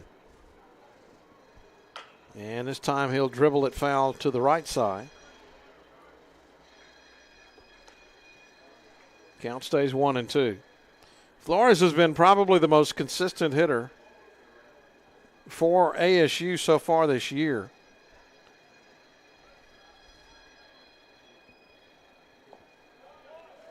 That one's in the dirt. 2-2 now the count.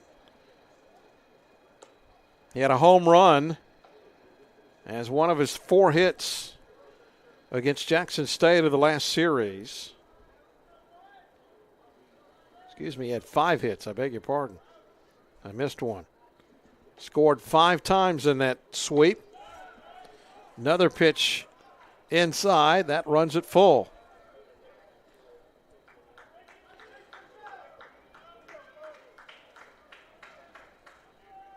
So a payoff pitch from Ashbury.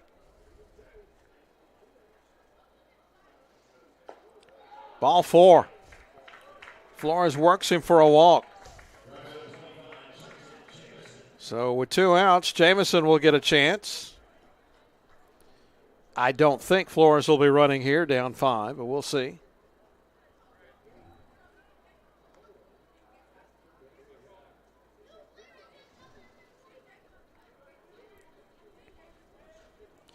Gets a pretty good lead over at first. Here he goes. Fastball is up. No chance, though, to get Flores. So Flores' second stolen base of the night, his 19th of the year. He's only been caught 3 times. And, oh, by the way, that was his 22nd walk, which now leads ASU in that category. Next pitch, grounded to third. Nice play by Bartarello, and he makes the throw to end the inning. No runs, no hits.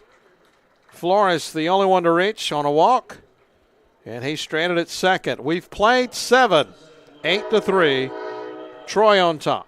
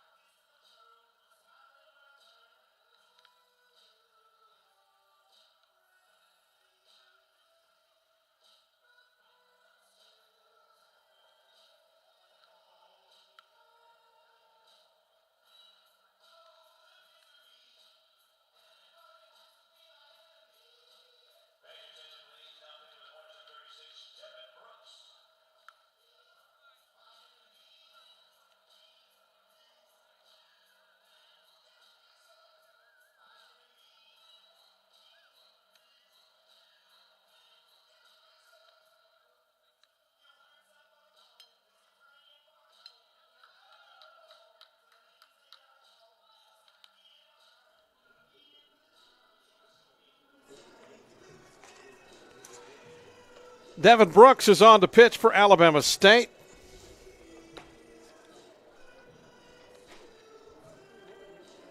The right-hander, the freshman out of Thompson High School in Alabaster. This is his second appearance of the season. He's pitched 2 innings. He has given up basically nothing. He's walked 1 batter, and that's about it.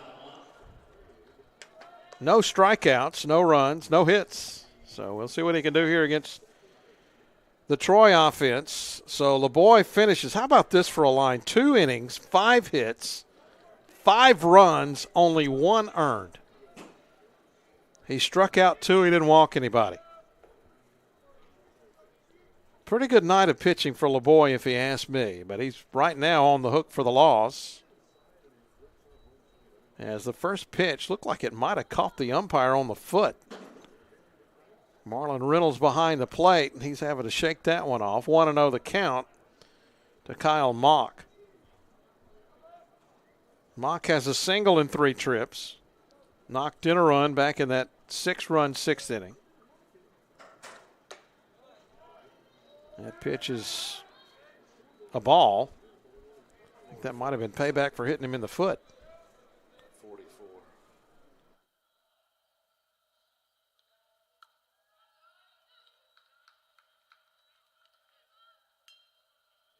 Also changes in the defensive category for Troy, for ASU. We'll get you that here in just a minute. The count now is 3-1.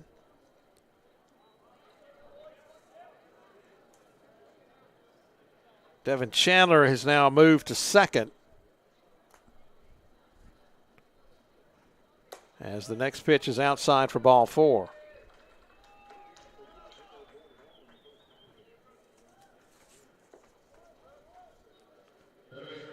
Randy Flores now at third base.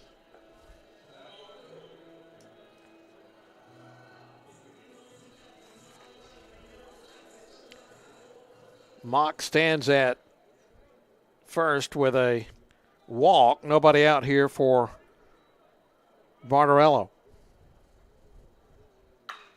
And he promptly sends one down the third base line for a hit. That's going to be extra bases.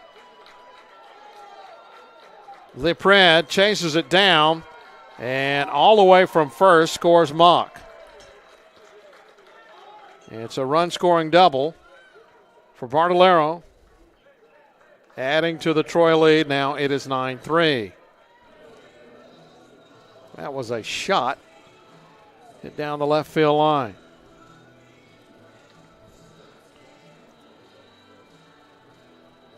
So Devin Brooks being greeted rudely here to start the 8th inning. Hudson Hartsfield will bat.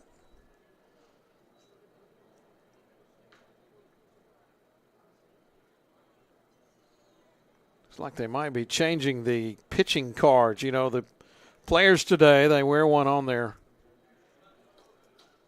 arms. In this case, Devin Brooks puts it in his back pocket. 1 run in here in the 8th. Nobody out. And Hartsfield to bat.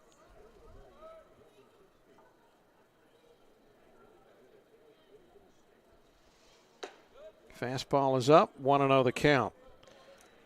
And he started with a mock walk. He came around to score on the double by Bartalero.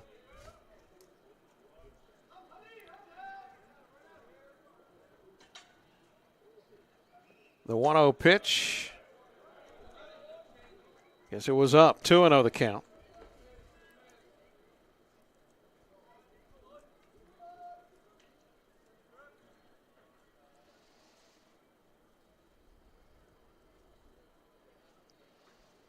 Good lead for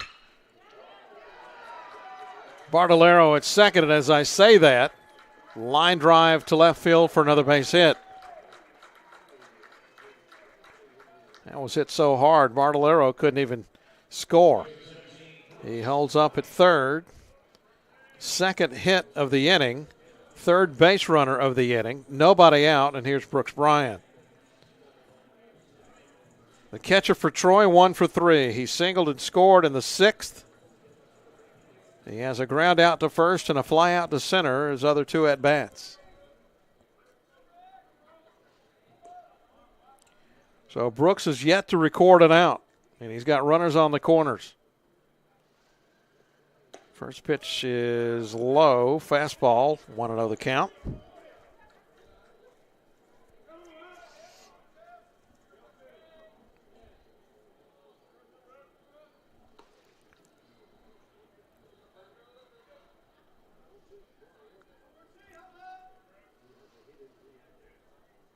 There goes a runner from first. There'll be no throw.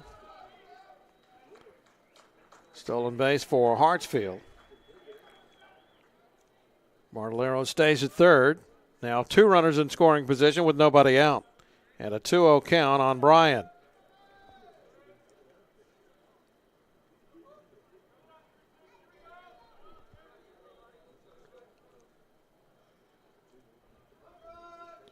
The 2-0 with the infield coming in. There's a pop fly to right. This will score a run. Jamison back, makes the catch. Everybody moves up. That'll be a sac fly and an RBI for Bryan.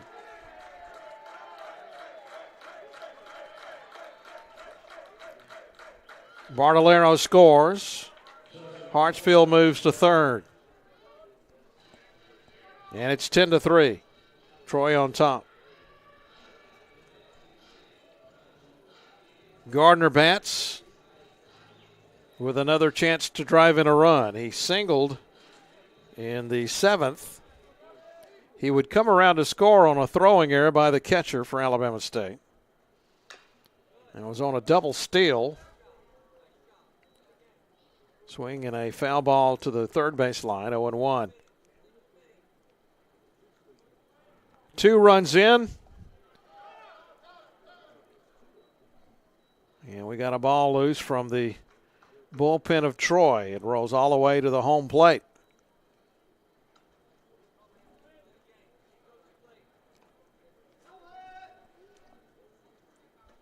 The 0-1 pitch is a strike. 0-2 now the count. There is one out in the inning.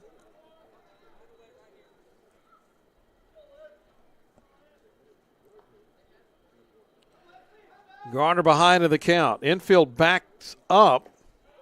They were in for the first couple of pitches. Now they're back. 1-2 now the count.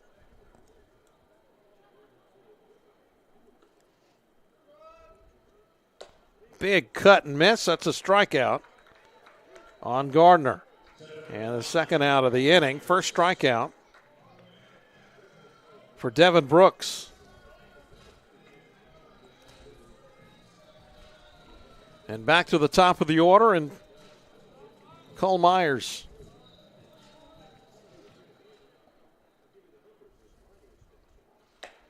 Fastball is a strike, 0-1. Myers with a couple of base hits. He was thrown out trying to score in the seventh. That was after he had singled and stole a base. There's a fly ball pretty deep to right. Has it got enough? It does. It's out of here.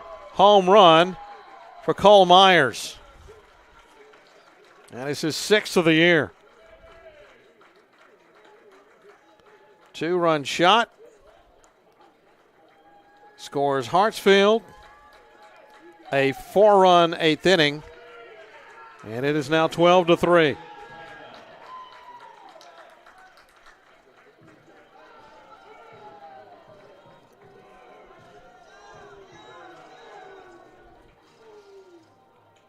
So that'll clear the bases for Evan Cavanaugh, who bats with 2 outs. And takes a pitch in the dirt. 1-0 the count. This is the problem that Vasquez has been having to deal with most of the season. The middle relievers. He's still trying to find that combination. And the sad part about this one is that LeBoy came in and did a pretty good job. He gave up only 1 earned run out of 5.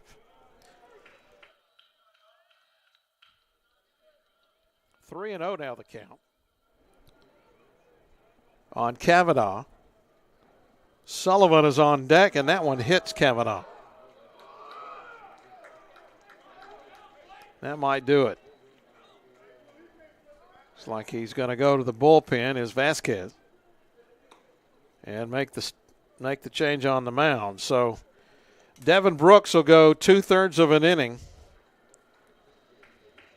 giving up 4 runs, could be 5, depending on what happens here. He had a strikeout and a walk. He also hit a batter in his 2/3 innings of work.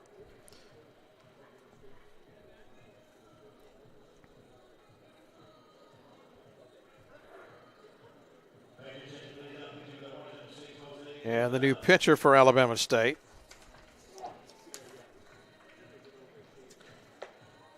is Jose Toledano.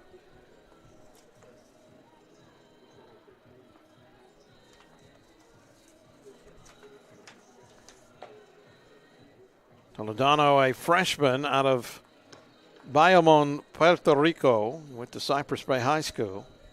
6'3", 210.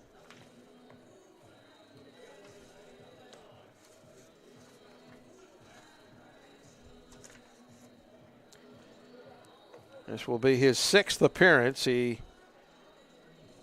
has a high ERA of 12.46. He's pitched 4 1/3, giving up 6 runs, 5 strikeouts, and he's walked 7 on the year. So he'll try to get this 3rd out in the 8th inning in this 12-3 Troy lead over Alabama State. It started great. This was a great first couple of innings for the Hornets. They led 2-1 after 1. That was by virtue of the Jack Hay home run. That lead was increased in the 5th inning on a solo home run by Jamal George, and then the floodgates opened as Troy's bat started going and the ASU fielding got rather touchy, to say the least. And Troy in these last couple of innings, and we've still got a runner on base here with Sullivan coming up. But they scored 6 runs in the 6th inning, 1 in the 7th. They've scored 4 here in the 8th. And their big bombers coming up. Sullivan already has a home run tonight. He hit one way out of here in the 1st inning. He bats with a runner at first and 2 out, and he takes a pitch for a ball.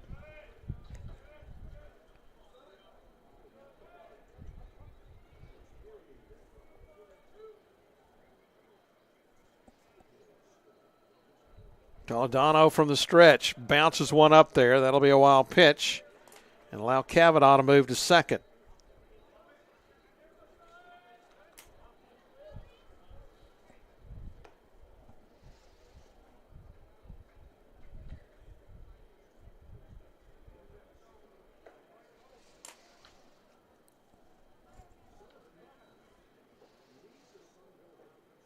Toledano is a left-hander.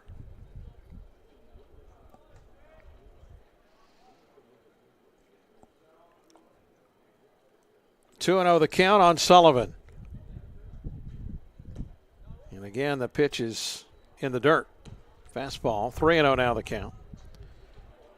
Toledano's throwing hard. He's missing the mitt. Wind's picking up here again at Riverwalk Stadium. Runner at second, 3-0 pitch. Almost caught Sullivan on the elbow. 4 pitches and a walk. I'm not sure that's a bad idea. Not sure that's not a bad idea. Sullivan with a base open, you give him anything to hit. So Shane Lewis is the batter. Unfortunately, Shane's got about as much power as Sullivan does. In fact, he has 13 home runs coming in. And he bats with a chance to drive in a run here. Takes a big cut at a fastball 0-1. He's looking for his first hit. He's 0 for 4. He did reach on an error in the 6th. He scored a run. Now he's going to have a chat with his head coach, Skylar Meade.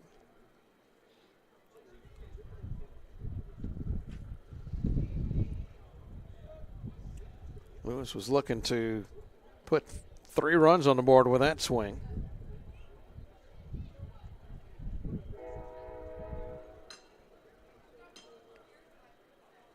(12-3) our score. Troy leading. We're in the 8th. They've scored 4 here in the top half of the inning. I'm going to have to verify if we're under the mercy rule tonight. We'll check and see here in between. It may not matter if Troy does not score another run. The 0-1 pitch, fastball, ripped. Foul ball. That one was close.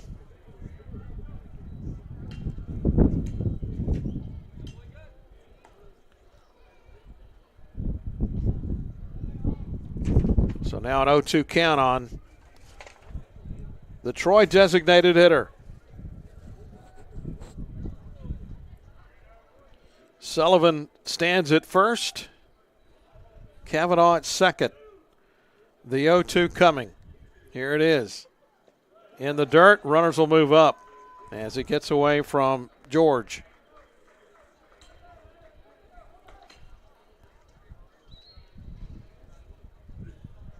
So a base hit will score 2.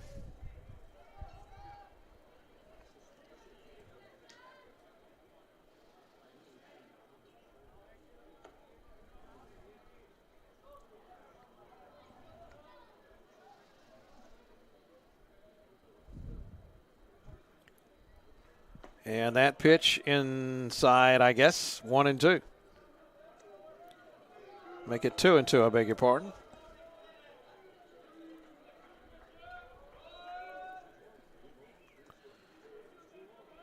Deuce is wild here. Swing and a miss, strike 3. First strikeout for Toledano, and that ends the inning. But Troy adds to their lead. 4 runs. They do it on 3 hits. One of those a home run by Cole Myers. We go to the bottom half. Troy on top, 12-3.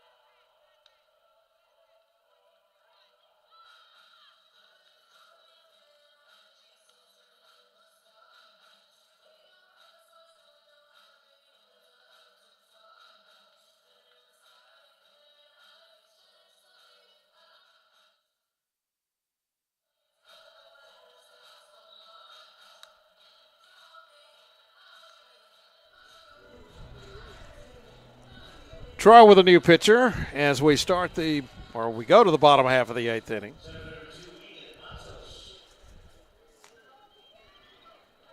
Brandon Schreff, right-hander out of Pensacola, Florida, at Pensacola State Community College. Right-hander enters the game for the Trojans. He's got a big lead to play with. Starts Ian Montos with a strike.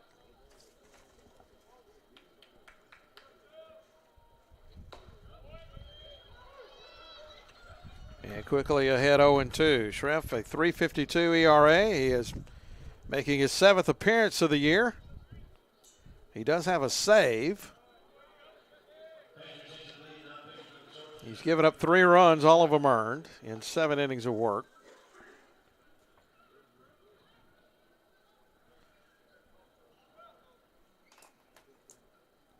He's got a 1-2 count on Matos, and there is a called strike 3. Good pitch on the outside part of the plate. 1 out.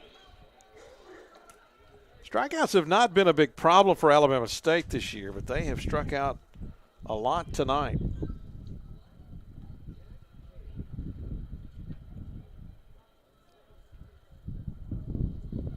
That was their 9th strikeout of the evening. First pitch to Jack Hay, bounces up there for a ball, 1-0.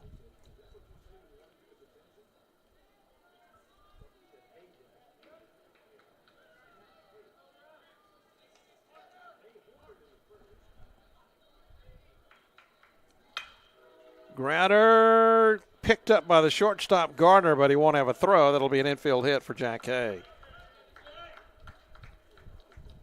So Hay has a couple of hits. And LaPred will bat.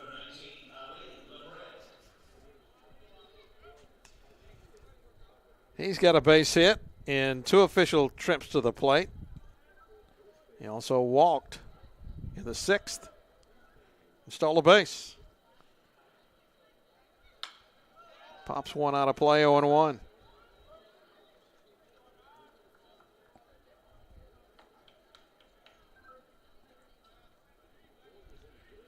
(12-3) our score. Troy on top.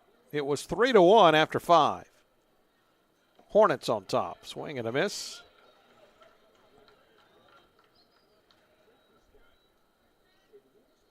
And Pred down to the count, 0-2.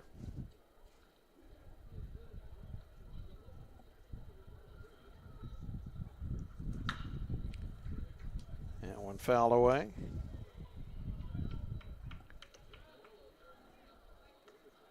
Devin Chandler is on deck. He replaced Corey King back in the top half of this inning.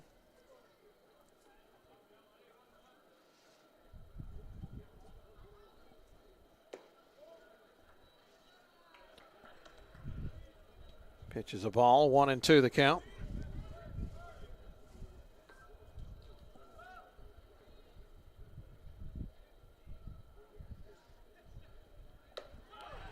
Strike 3 called.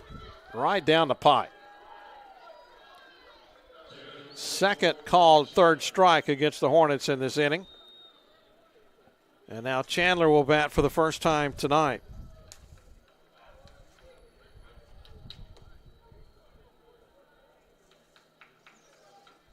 Chandler has only appeared in 6 games. This will be his 6th at bat of the year. He's looking for his first hit. He does have an RBI, and he takes the first pitch outside for a ball. He is 0 for 5 on the season.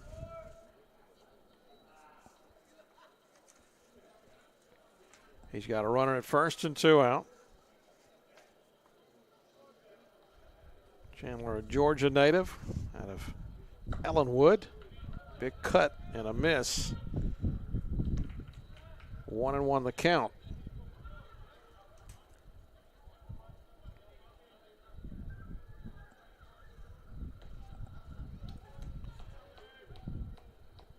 Hay with a lead at first. Pitches in the dirt.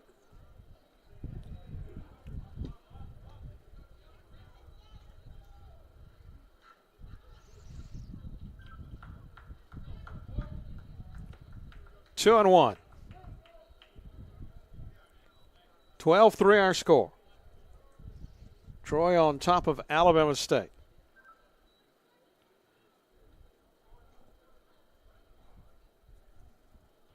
Here's the pitch and a swing and a miss. It's 2-2. Tried to golf that one out, did Chandler.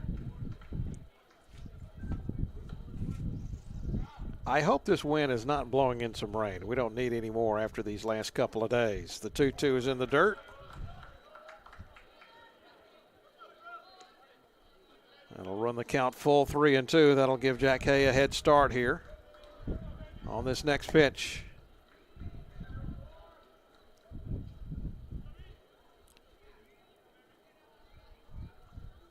The payoff. Swing and a miss. And ASU again strikes out the side. One hit and nothing else for the Hornets in the 8th. We got one more inning to go, more than likely. 12-3 our score, Troy on top.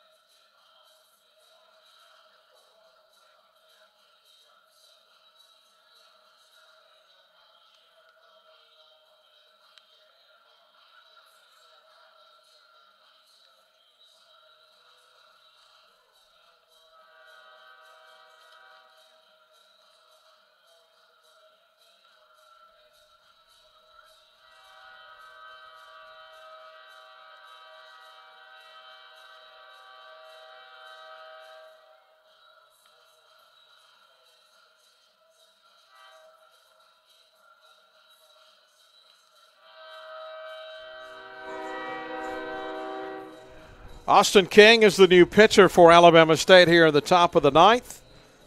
Hornets trailing 12-3 to the Troy Trojans. King comes in For the 8th time this year, he has no decision at this point. He has a 4.76 earned run average in 5 2/3 innings of work. He's given up 3 runs, all earned. Struck out 5 and walked 5, and he will face, I believe, a pinch hitter to start this 9th inning.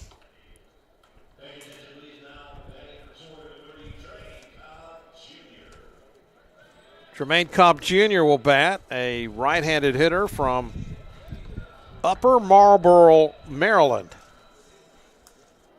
Everybody knows where that is, right?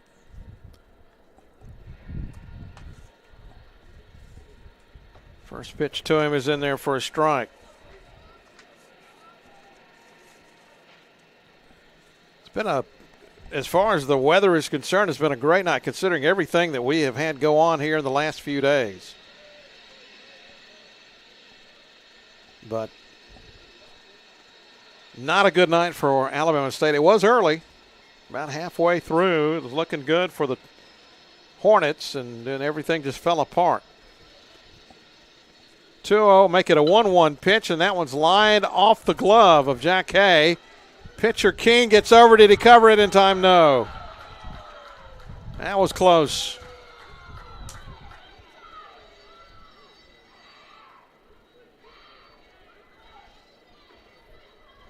So that'll go as an infield hit, I believe.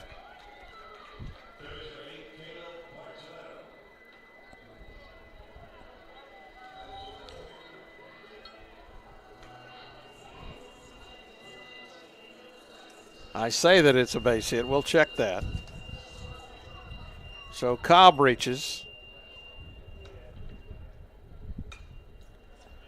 And here is Bartarello.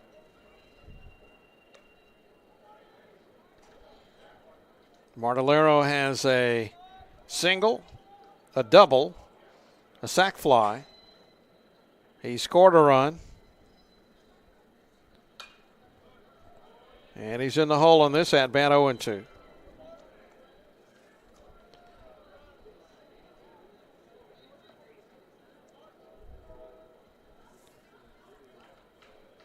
Fourteen hits for Troy batters tonight. Pitch is wasted up high, 1-2 the count.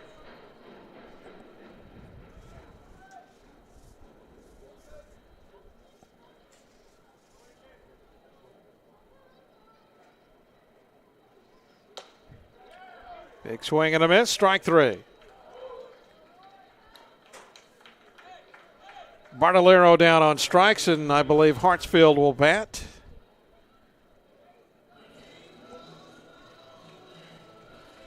Hudson Hartsfield has a base hit in 4 trips to the plate. I was looking to see, is there anybody on this in this batting order for Troy that does not have a hit?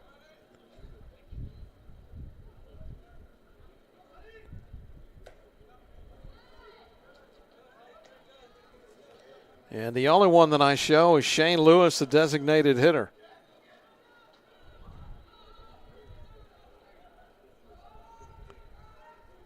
Another ball gets away from the bullpen of Troy. That's about the only thing they've done wrong tonight. 0-1 the count to Hartsfield. 1 out here in the 9th. 12-3 our score. There's a foul ball at the plate. 0-2 now on Hartsfield. Brian waits on deck.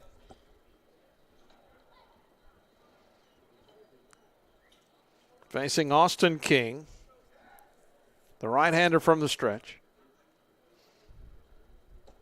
Throws one in the dirt. Nice stop by Jamal George. 1-2 now on Hartsfield. ASU will play Alabama A&M this weekend in Huntsville. And then they'll finally be home for a while.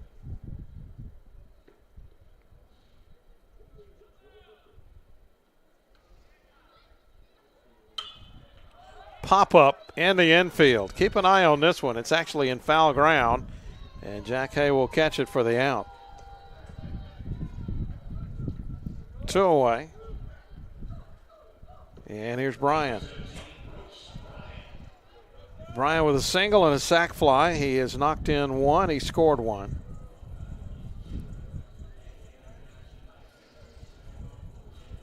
Also a ground out to first and a fly out to center.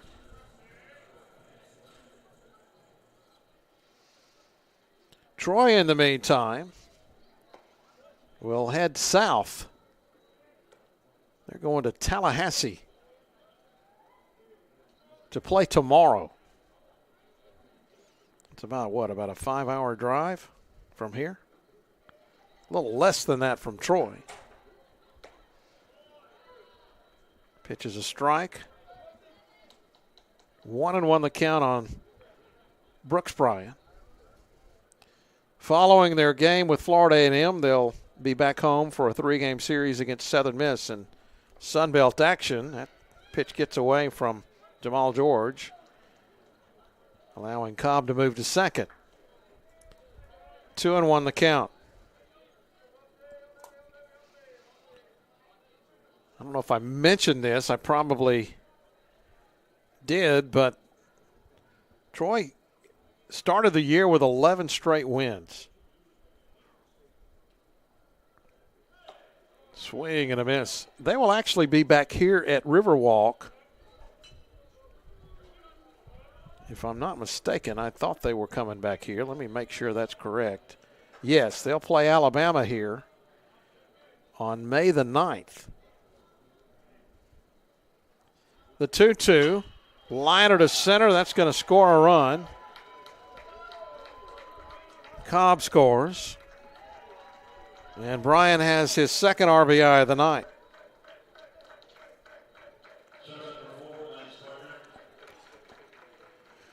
So a 2-out single plates the 13th run of the day for Troy.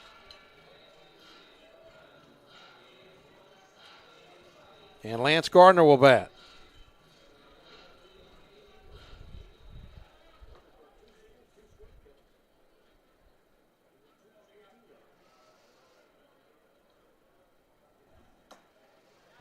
Fastball is a strike.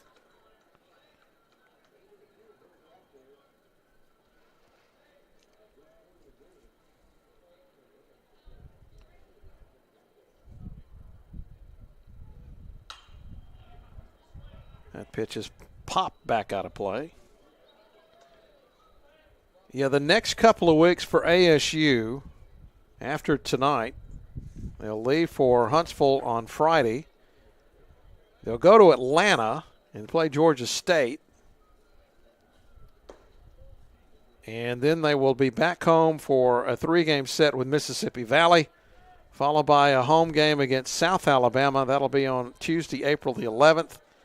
And then Jackson State will be in town for a 3-game set. There's a swing and a miss. And that's a strikeout of Lance Gardner to end the inning. One more run, though, for Troy. They do it on 2 hits. They leave a runner, but where it counts, they've got a big lead, 13-3. We'll be back. Stay tuned.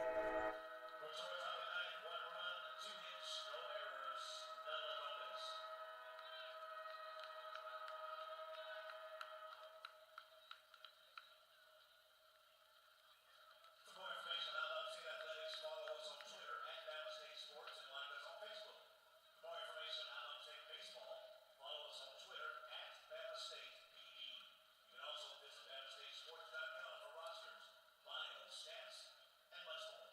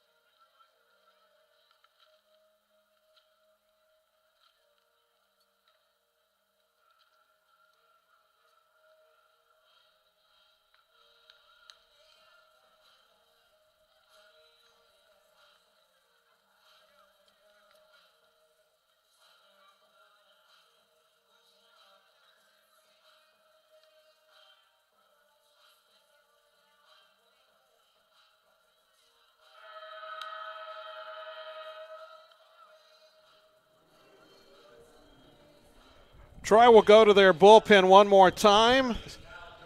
Keaton Fuller will be the fifth pitcher used by Skylar Meade tonight. Where's number 47? He's a right-hander, 5'11", sophomore out of Fairhope. Yet he hadn't pitched much, but that's what these midweek games are for, to give your youngsters a chance to get some experience, especially when you've got a 10-run lead, which is what Troy has.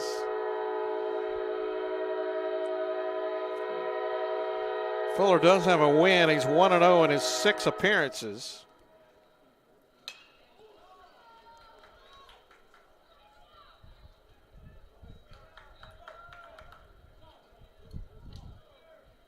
And he's got a 1-1 count.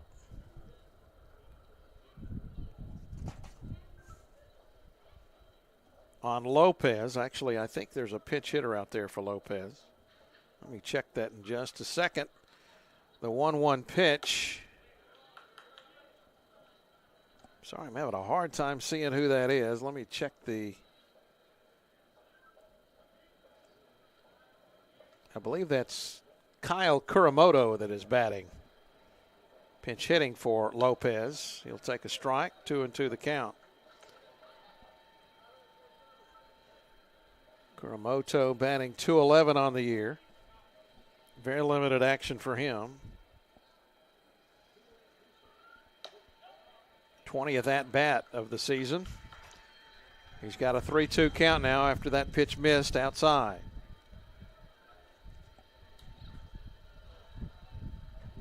We'll get a couple of pitch hitters here in this bottom half of the ninth. The 13-3 lead for Troy. Foul back out of play.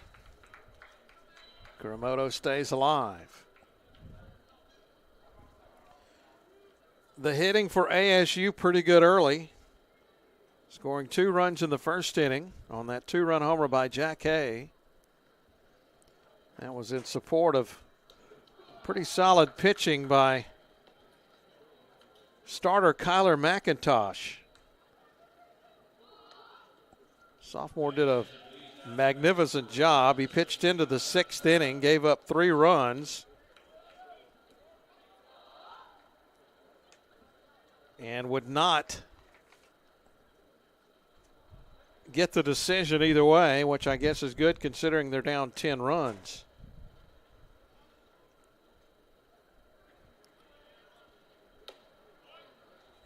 Another batter, another pinch hitter, as Javier Serrano bats for ASU in place of Jaden Sloan. And he pops one foul. It's 0-2 now, the count on him.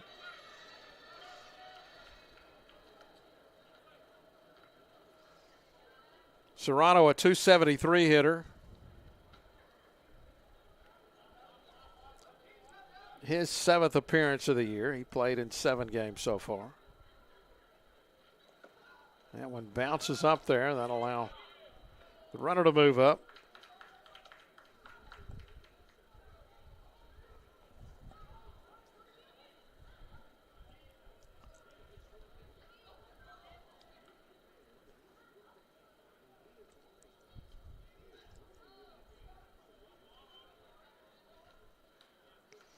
The 1-2 off the plate. Evens the count at 2-2. Of course, Major League Baseball gets underway Thursday. Always a special day, opening day. Swing and a miss, strike 3. Serrano is out. First out of the inning.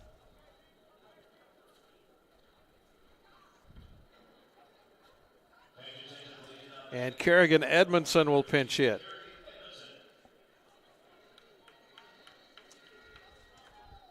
Edmondson looking for his first hit of the year.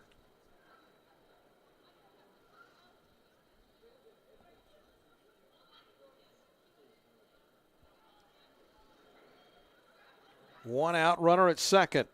First pitch is in the dirt. Nice stop by Brooks.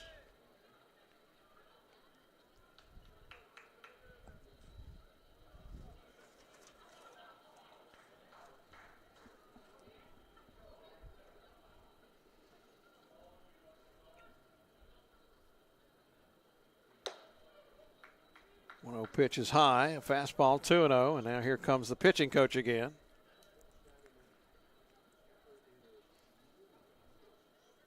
Probably reminding him that the bus is leaving about 20 minutes from now. We need to get this inning over with so we can head back south.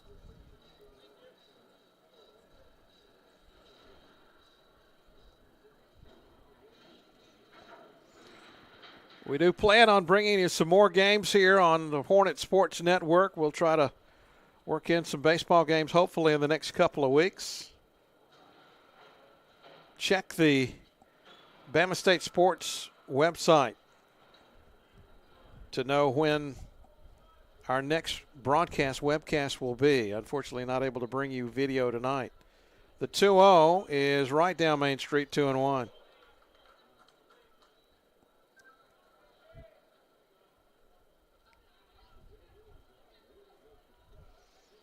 Fuller from the stretch. That pitch must have missed outside. 3-1 the count.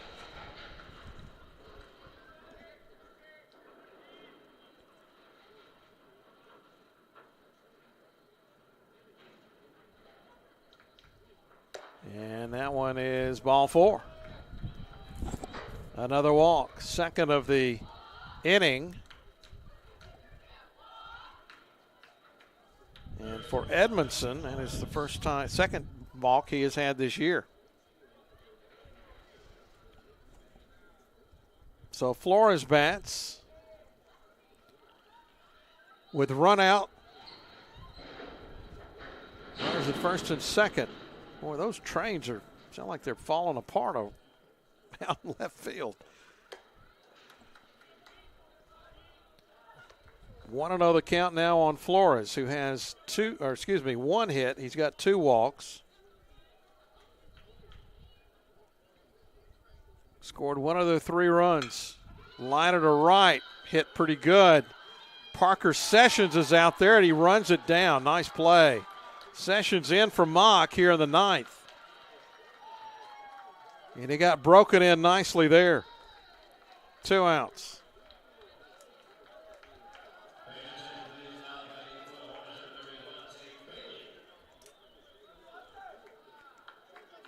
Yeah, we'll get one more pinch hitter here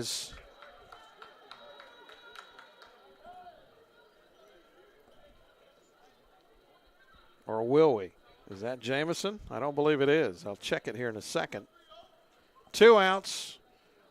Runners at first and second. First pitch is taken for a ball.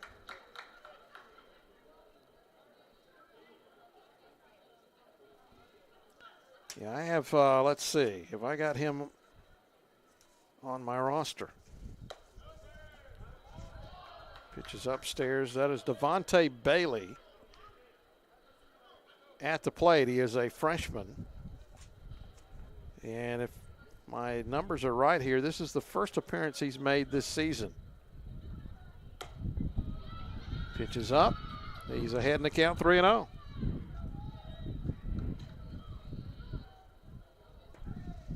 So Bailey batting for the first time this year.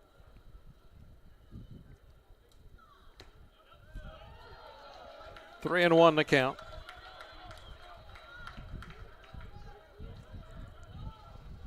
Bats from the left side. 2 down in the 9th. Takes another pitch for a strike.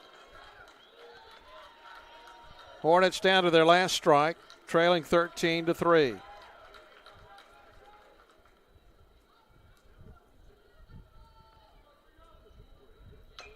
Little dribbler, foul behind the plate.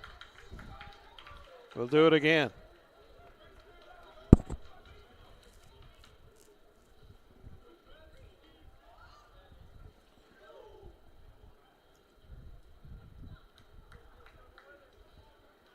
Hornets will fall to 15-11 on the season.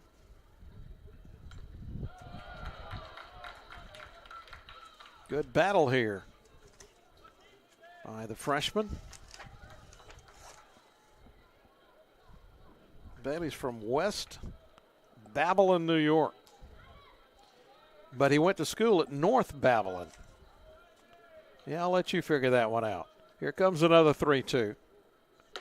Upstairs, ball 4. How about that? So Matos will bat with the bases loaded.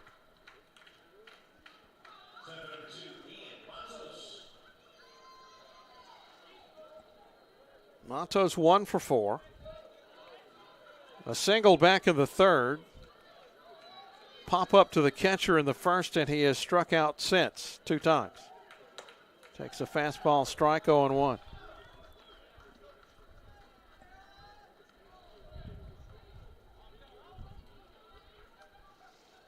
Runners at every base, 2 outs. The 0-1. Inside, 1-1.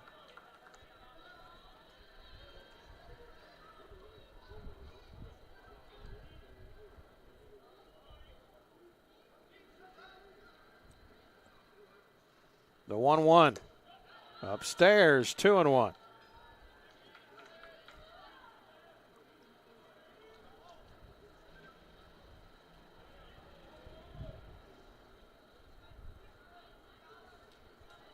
Another 2-1. Fly ball out of play. Again, Hornets down to their last strike.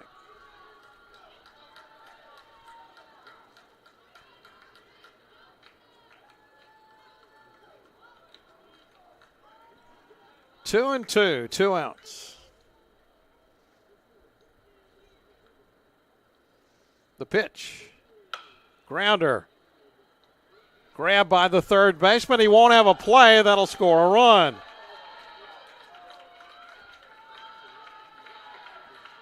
Infield single gives Matos an RBI, his second hit. And it's 13-4. And here's Jack Hay, who's already parked one over the right field wall today. Still loaded bases for him. There are 2 outs. Off-speed pitch misses, 1-0. LaPrette is on deck.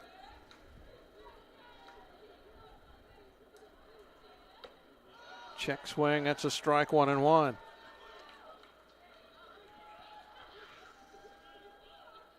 Hay with a 2-run homer in the first, his 6th of the year. Singled in the 8th. And now he's down 1-2 in the count on this at-bat.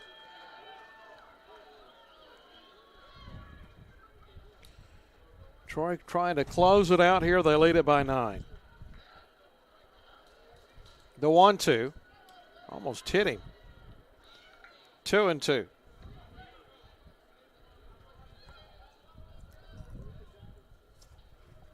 $15 hits for Troy, just 6 for Alabama State. Another 2-2 count. Here's the pitch. Grounder through the middle. That's going to score at least 1. Make it 2. Matos to third.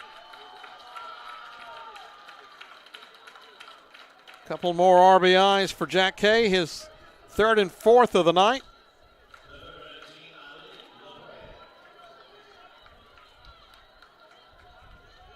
It's a mighty big hole to climb out of, but we'll see what happens. Here's LaPrette,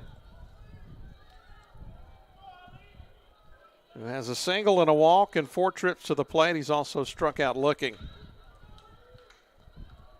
Runners on the corner, still 2 outs. Checks his swing. It's in the dirt for a ball. They checked the first base umpire. He said he didn't go.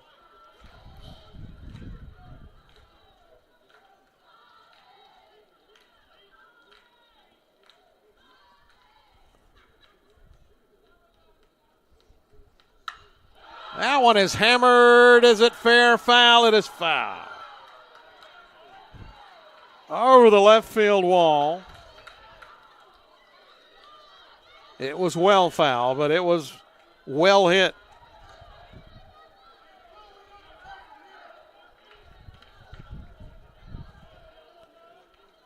they say, a loud strike, 1-1. Then he takes another cut and misses 1-2.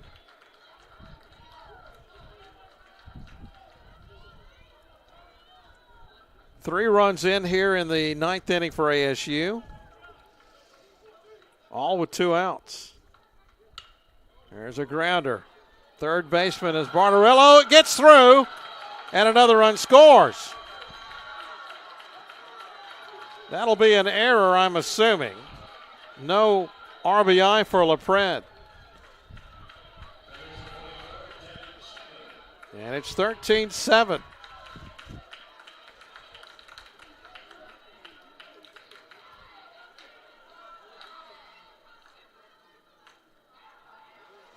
Still no official word on that one.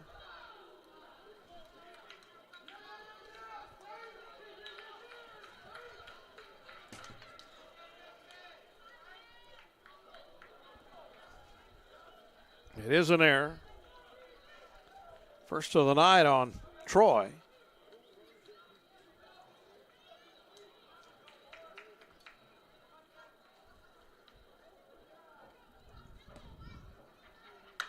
So life, and then this ball is hammered over the left field wall. Home run for Devin Chandler. A 3-run shot. Oh, my. Devin Chandler with his first home run of the year. And it's 13-10.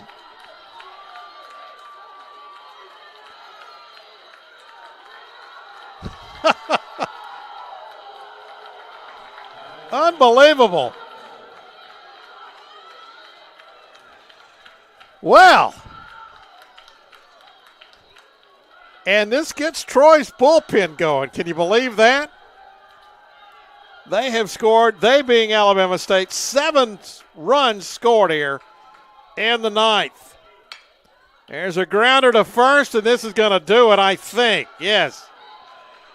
As racing to the bag is Sullivan to end what ended up being a pretty entertaining ninth inning. ASU scoring 7 times, highlighted by the 3-run home run by Devin Chandler, but it won't be enough. Final score, Troy 13, Alabama State 10. I'm still trying to get over that. Logan Ross should be your winning pitcher. And the loser, a tough luck loser, Joran LeBoy, who came in and really pitched well enough to hold Troy in check. Instead, they ended up giving up 6 runs in that what is now decisive 6th inning. But ASU battles back here at the end. I don't want to say they made it respectable because they would much prefer the victory, but they do make it a 3-run deficit here before it's all said and done. 13 runs, 15 hits, 1 error for Troy. 10 runs, 8 hits, 3 errors, and they were costly errors for Alabama State. Again, Logan Ross gets the win. And they've given Kyler McIntosh the loss. I'm not sure that's correct. I will check that, but I believe it should go to LeBoy. But we will verify that. Whatever the case, that'll do it for our broadcast tonight. Hope you enjoyed it here from Riverwalk Stadium. Again, Alabama State in action on the road next weekend. They will be at Alabama A&M before coming home and starting about a 3-weekend run of games and series in the SWAC. We hope you can check things out at Wheeler Field coming up in the next few weeks. In the meantime, that'll do it here from Riverwalk Stadium. Again, your final, Troy with a win over Alabama State by the final of 13-10. I'm Graham Dunn. So long from Montgomery.